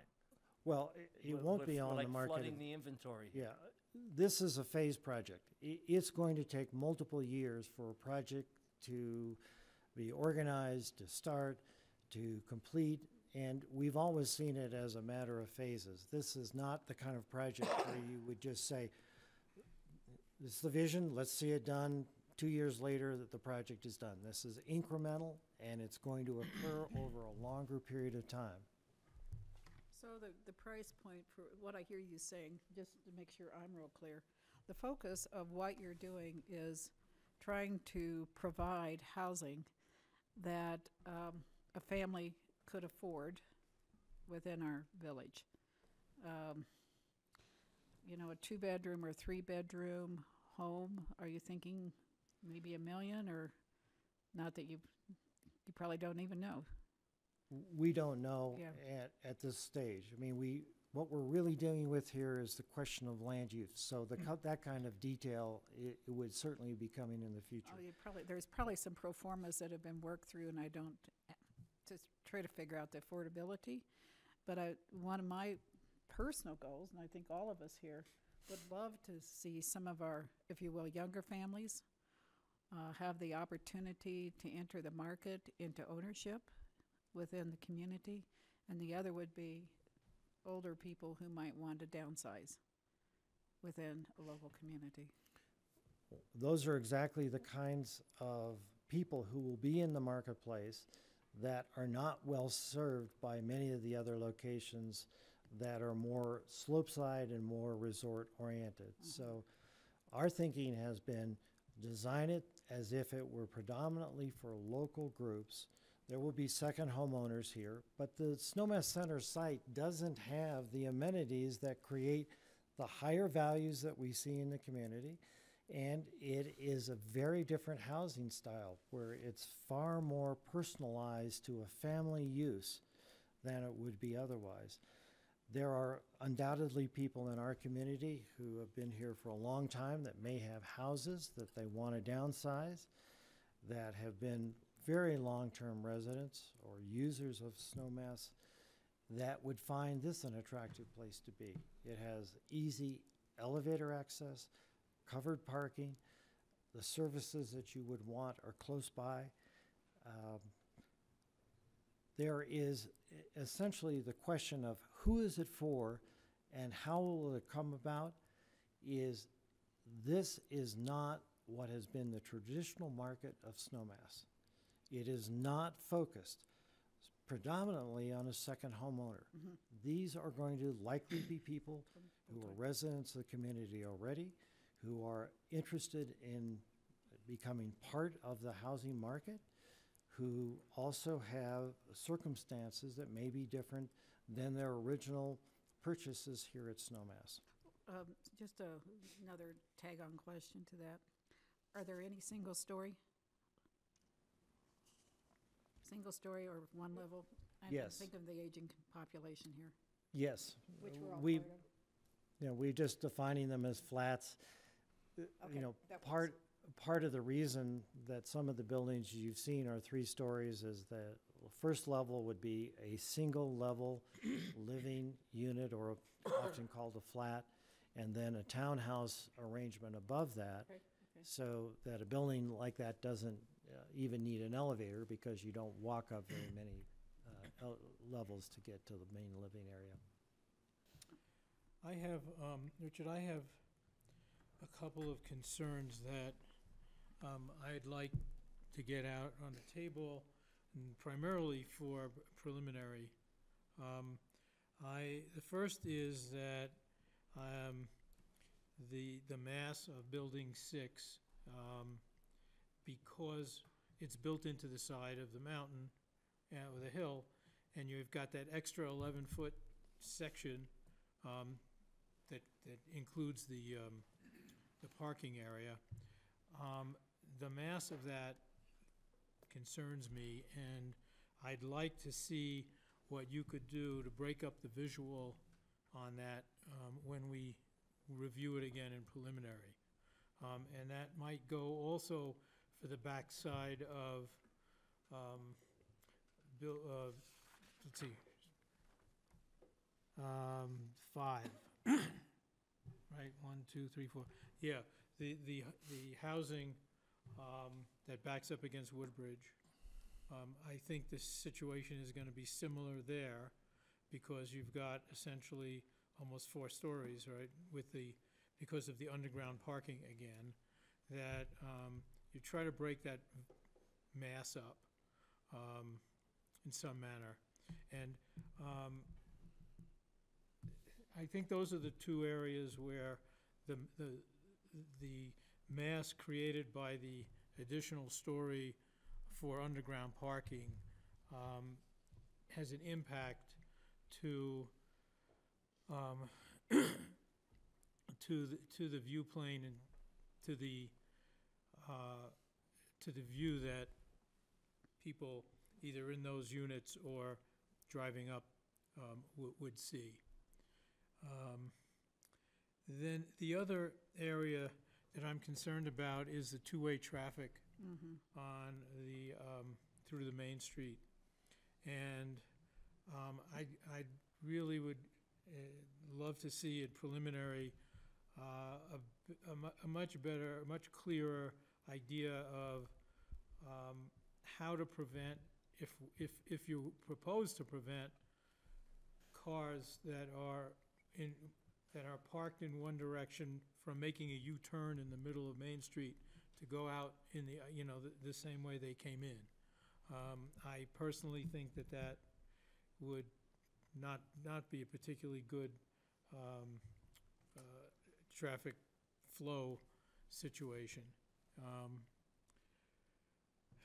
Tag on to that? Yeah, tag on to Yeah, that. the Main Street really does trouble me, two-way. And if I pull into Park and now I gotta pull out, the traffic flow is, I know we talked about it last time, but 4 o'clock in the afternoon when the slopes close and everybody runs up there, or at lunchtime, you're waiting to get into Snowmass Center. And now I think you're gonna have more problems if you make it a two-way flow, but. Well, There's gotta be some studies or something. Right, there's got to be. Yeah. Some major work there. I think you've articulated, Yeah. in both cases, things that can be studied in the future and preliminary to Right. resolve. Sure, And I'd point out that we have heard those comments. Architecturally, there are many ways to make the fundamental mass of the building become smaller. Stepping the building, maintaining an eave height that's lower than the actual height of the building, working with materials and layering against the building. And I think the 2 cases, Bob, that you had particularly represented are ones that we've already been thinking about in terms of how the building could step back as it went higher on the hill.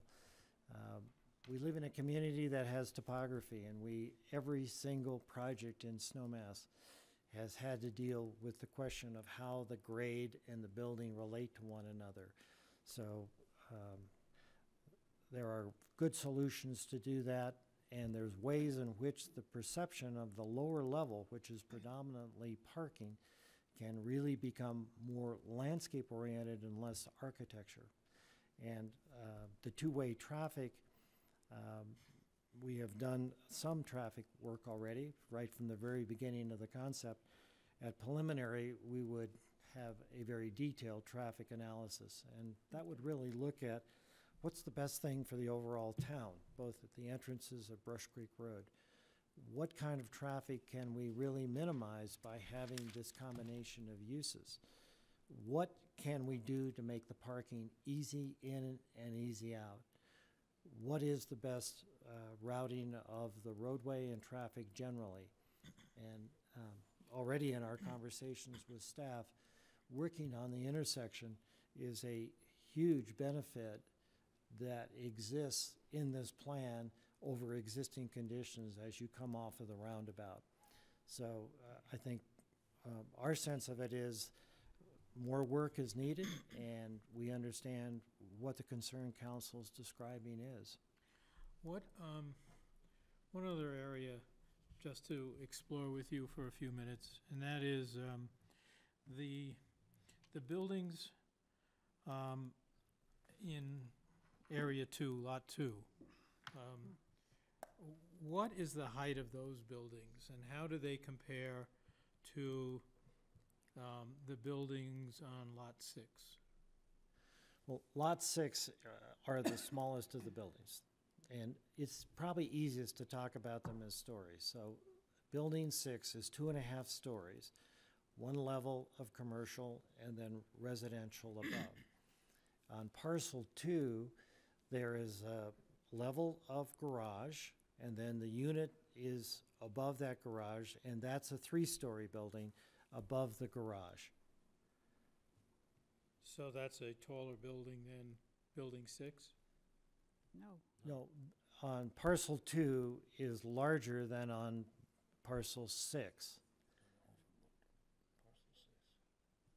So the tallest building is Building 6. No, From the No, ground I up. think, I'm gonna get, yeah, I'm Building confused 6, a little too. yeah. Let's just try that's that just one right. more time, please, Richard. yeah, we want to make that really clear, so. Yeah, that's gotta,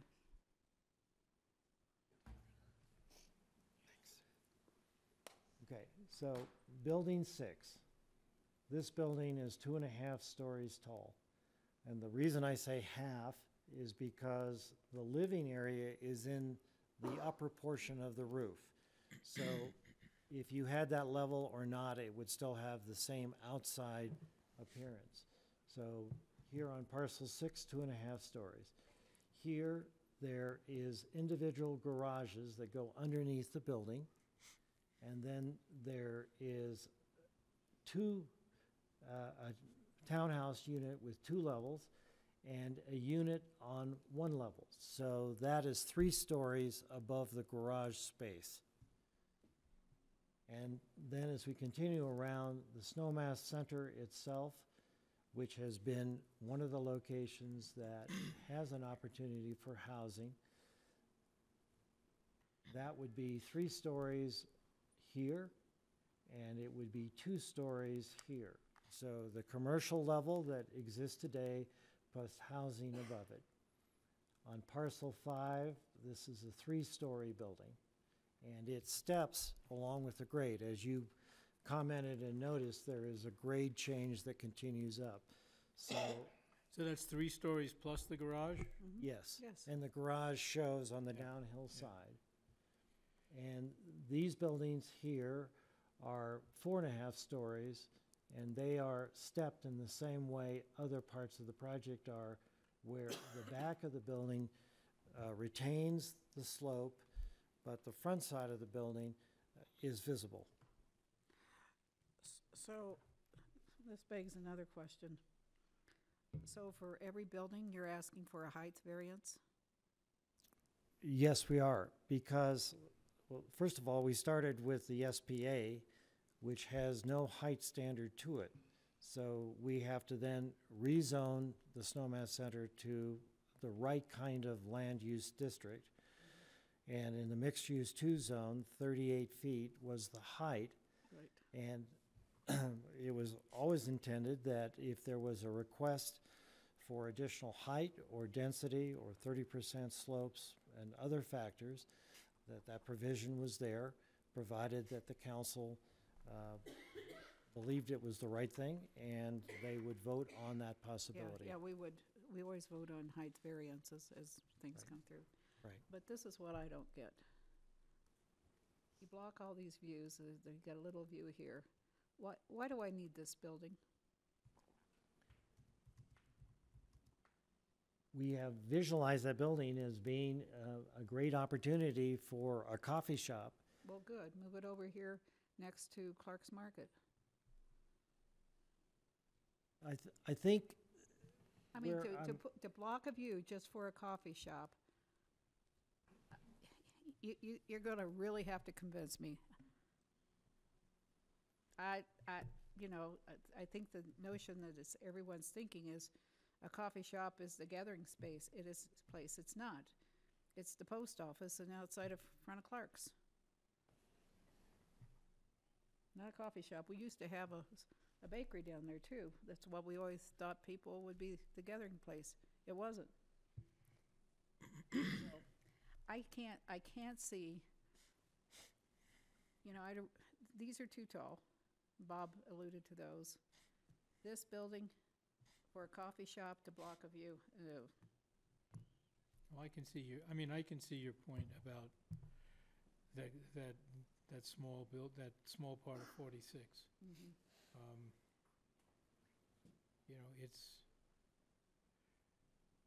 There seems like there's enough change, if you will, in the view, even with that other, even with the other building on, if you will, the downhill side. Yep. Yeah.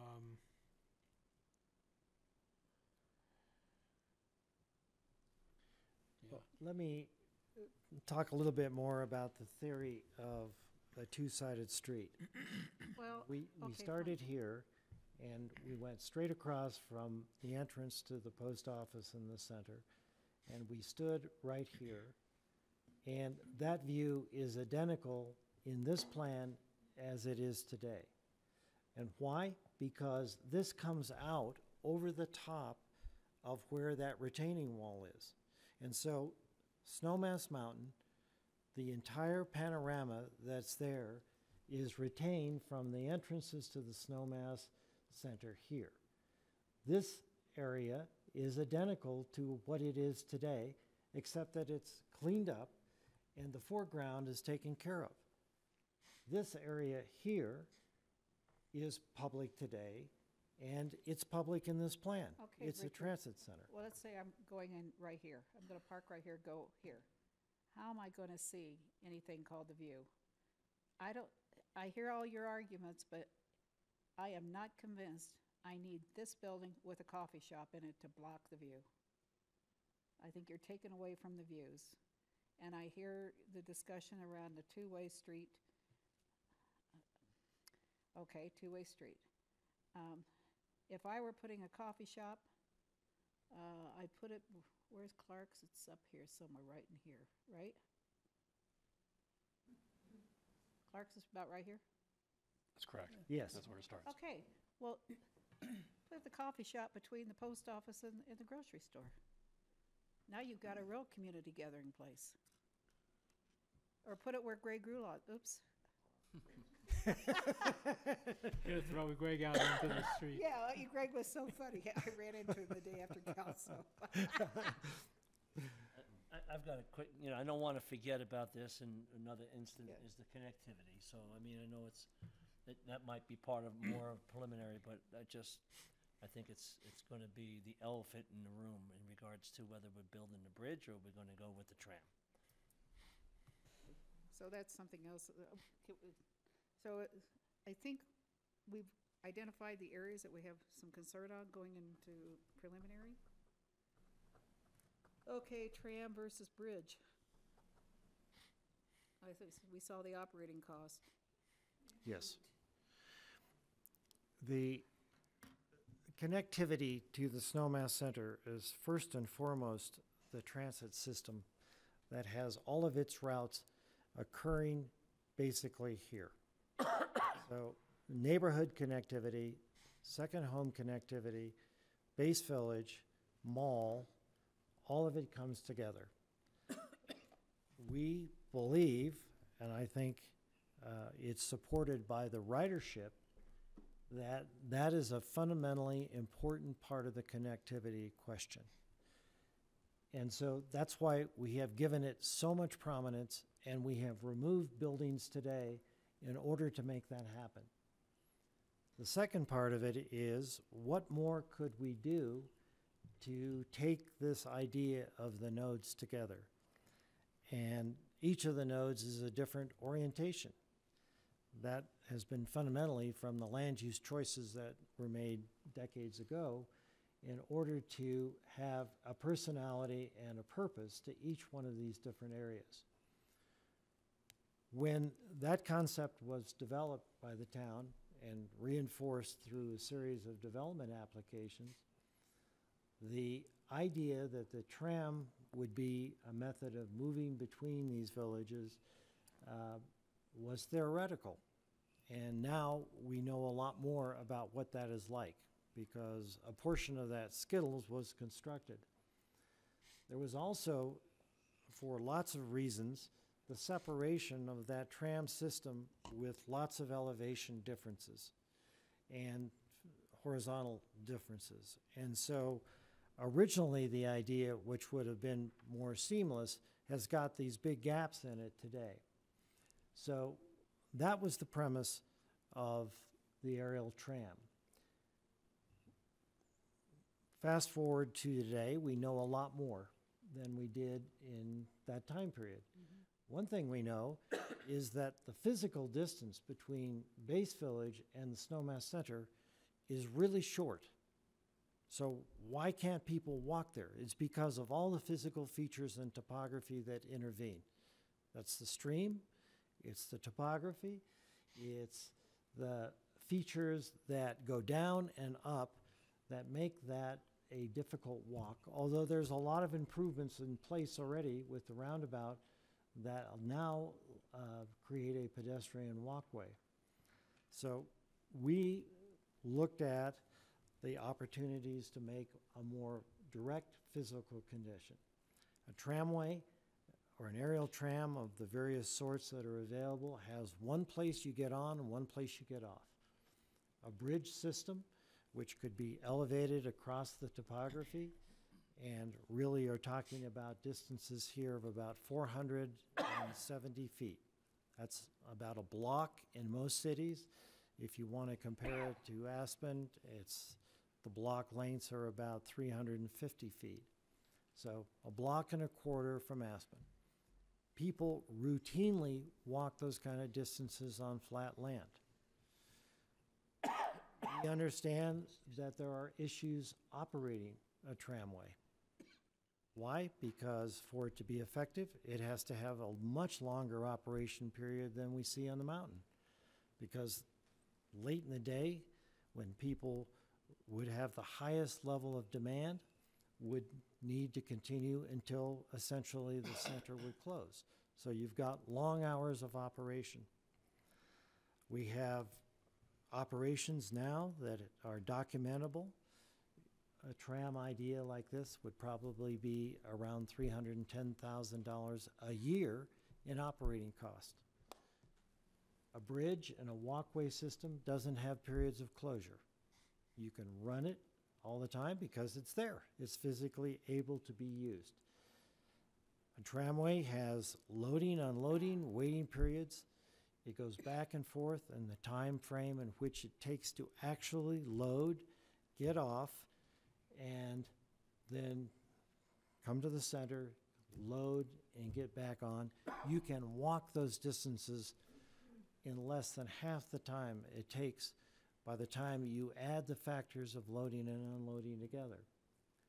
Another thing we sort of thought about was there are multiple destinations on this side. There's already Alpine Bank in the commercial center there. There's the Snowmass Center. There's Town Hall, and likely to be additional housing at Draw. And all of those destinations can be served by the same bridge. We looked at the profiles of the aerial tramway, and you find that there are clearance issues. You've got to get across these features I've described. And so roadways And by the way, the center part of this is in the middle of the roundabout where that gondola alignment is located. So there are lots to deal with in the vertical alignments.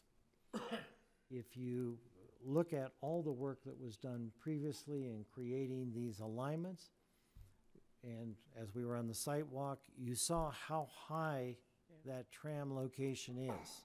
So you would have to physically connect it with elevators in order to go from a tramway back to where the services are located. And from before, given the same elevations that are here and the tram heights, it's 4 stories of elevation difference between the tram landing and where Clark's Market is. So that is like going into a 4-story building, going down to the lower level, and then going back up a 4-story building just to get to the point in which any kind of an aerial tramway would be connected. So, Richard, let's talk about this bridge for 2 seconds. I just put my pen away. So you go across the bridge. Are those walking paths? Yes. This area here that's shaded is one alignment. It goes from a little bit south of the point site and goes directly over to Base Village. It crosses the roadway and it crosses part of the parking. The areas shown in white here are the continuation of paths that exist already or new ones. So here you would get off the bridge and then come up to Town Hall. This one would go on up to the draw site here. This walking path would continue, again, almost on a level grade and come across, reconnect to these pathways which exist already. So there has been a bridge proposed before. I don't know Yes. if you're familiar with that design. Yes, and I will also say that these proposals are actually some that have been studied in those previous areas. Okay. Because the question became one, if and when we develop the point site, and I did speak about a concept in the earlier discussion tonight, about that potentially being an area where we could do a cultural center performing and discovering a variety of things. And, that's The another. question would be, if we were to do something like that, would the bridge be accessible to something if we ever do anything on the point site? That's exactly right, and it's actually yet another destination that would allow people to walk to that purpose. Okay. Yeah. And the bridge is here described as being up to the south of it. The point site is this area right here. Yep, okay. Richard, where does that connect into Base Village? Where do you visualize this? You call it a bridge, and I don't know. You used it. So is this a whole? Is this a whole above ground path? Yes, there's a set of stairs that lead you up there, and that's a whole level change between where the parking entry is and you get up to the plaza level. This bridge would enter at the plaza level, so you would, again, it would be a continuation of what Base Village has occurring, which is the flatter area once you get up to the elevation of the ski slope. So from the ski slope directly across level, and that elevation sets this so that you have clearances underneath Brush Creek, and while there would be a slight slope to it, it would be pretty much unperceivable as a slope. So it would be it would be a span from Base Village to, for lack of a better term, the point site, and that would be flat or almost flat. Yeah, it would have several % of grade on it. So no one would need to use the sidewalks that are now along Snowmelt Road and crossing the roundabout area. Yeah, Right. if you were headed to a Raftus bus stop or some other destination, you would use those and they would still serve a great purpose. This would be such an advantage because you would be no dropping down to the bottom of Brush Creek, coming back up the other side and getting to the actual snow level of Base Village. That would be continuous across there and essentially flat. I want to back up a second. On one of the renderings from Main Street to the coffee shop that you were referring to, that's a two-story building. Were you planning on apartments above that? Yeah, we have a cross-section of that, and we'll just show. Because, I mean, for the compromise that Madam Mayor was referring to, as opposed to just eliminating the building, maybe just take the apartment off the top floor and you still would have a view. We think one of the ways you can think about a good street is they actually define space. When people can look across at a destination in a street, that becomes a good entertainment place to be. It's lively and there's people and things happening on both sides. That's the fundamental difference between a convenience shopping center with parking in the front and all the buildings facing the parking, as opposed to a community. Let me back up. I don't necessarily need to go that direction. I'm on page 228 on the rendering in our packet, and I show the plaza in front of the coffee shop. I mean, if that second story was not there, I'd be able to see up towards Mount Daly a little clearer, or some of the ski slopes itself. If that, I'm assuming that's an apartment above the Yeah, it's residential above that. residential. Yes. One or two apartments or something. Yes, and what it amounts to is this portion of residential space here. Is that two apartments? It would be 2 residential units, yes. As in for sale units or affordable housing? Because they'd have great For views. sale. For sale. Either building comes out or get it lowered. That's, you know, I hear all the arguments on Main Street. I hear it, but I don't think the community's with us on that concept. Okay, let's go back. We're talking transit. And any questions for Richard? No, I think No. I brought it up, and I think, it's more on a preliminary stage. No, Yeah, it's a preliminary stage. no, nothing.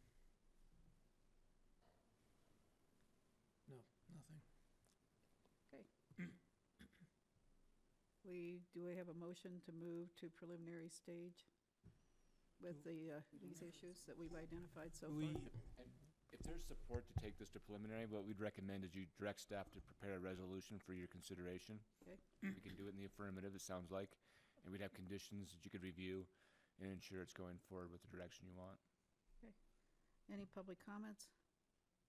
Yeah, Tony, is this what we've heard before? Because we've heard go ahead. For the record, my name is Toni Kronberg, and as you just discussed, moving this application forward to preliminary stage via an affirmative resolution, that one of the conditions that I promise, that I will lobby for is that we have an aerial connection from Base Village over to where the point is or above it.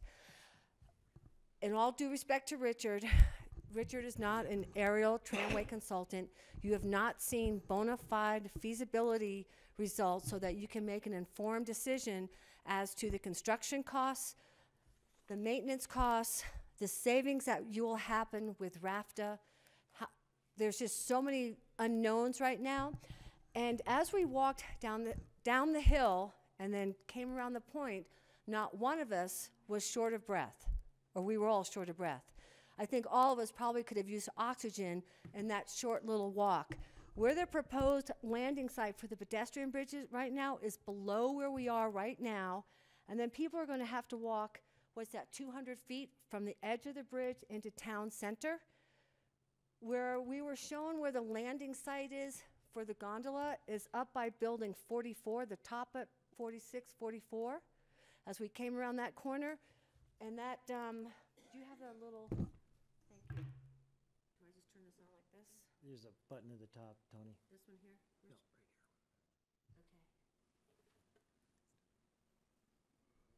well, I'm not doing very well with this.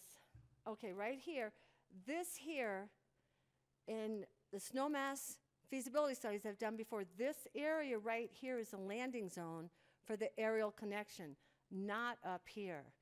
If you tie that landing zone in with this transit center, that's a win-win situation. People are excited about riding the gondola. When we walk today, we walk from here, just around here. This is the edge of the bridge right here. Now you're going to have people with grocery skis and whatnot walking up here to get into here. Do you want to make this a very welcoming experience? And when Richard so succinctly said that this bridge right here connects all of this center to all of Snowmass, which is way over here, outside of here. And to give your guests, your residents, a pedestrian bridge in the middle of a snowstorm, you're going to force people to drive. You have to wait for a bus. You never have to wait for the gondola. That's the beauty of it. I do a lot of concierge work, security work. I stand at the base of the gondolas at night. People ride gondolas back and forth. They take the skittles. The alignment right now, the bridges goes to here, but I believe the stanchion for the aerial that's already been built is right in here, and it's supposed to hook right over to here. And so I am going to do, and I've already talked to Jordan about this back in the day, I will do a survey, a community survey, not only with Snowmass Town residents, but people from Aspen that come here, people that drive up for Tough Mudder, people who come to Snowmass for no matter what type of conference that they have, and see would they prefer to walk along this bridge right here, get off here, have to hike up the hill, then hike all the way here to finally get to the grocery store. Today we walked from here across here, and we didn't huff and puff too much in here, but by the time we got up to here and came around here and we're walking downhill to come back up, as I said, we probably all could have used oxygen.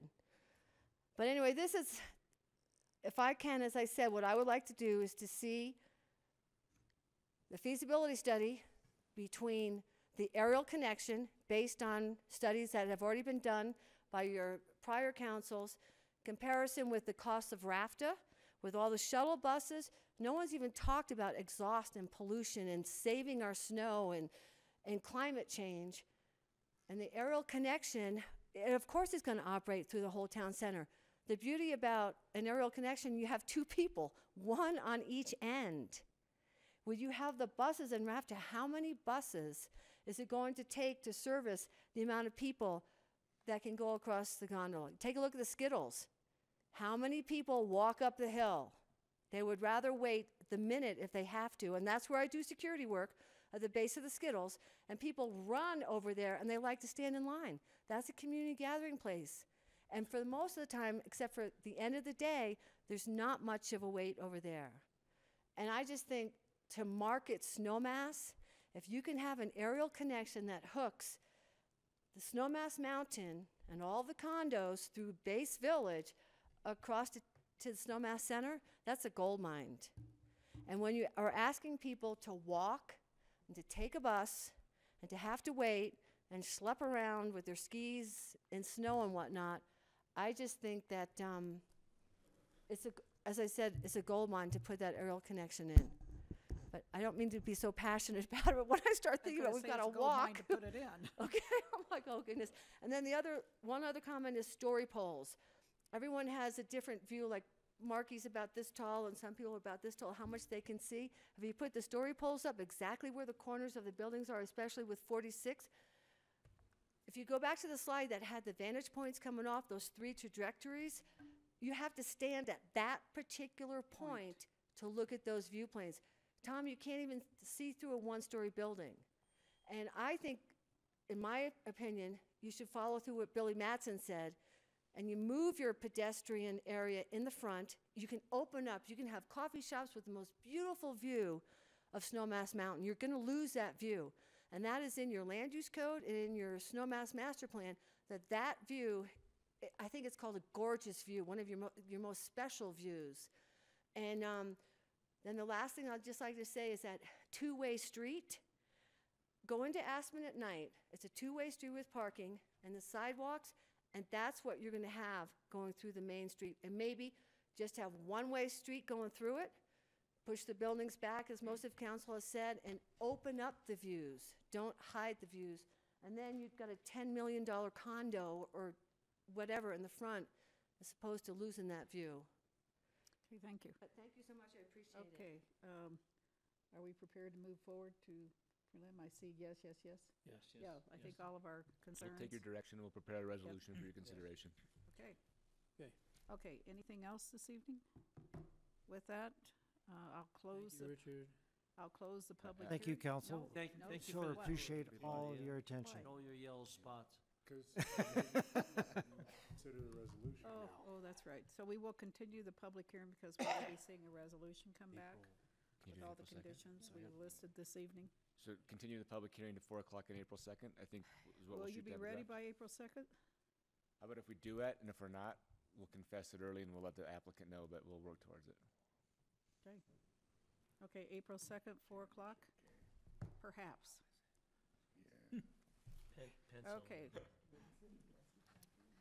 Okay, any other business to come forward to council tonight? I'd like to make a motion to adjourn. Motion to adjourn, do I have a second? Yeah, second. Thank you very much. All in support, aye. Aye. Aye. Okay, good night.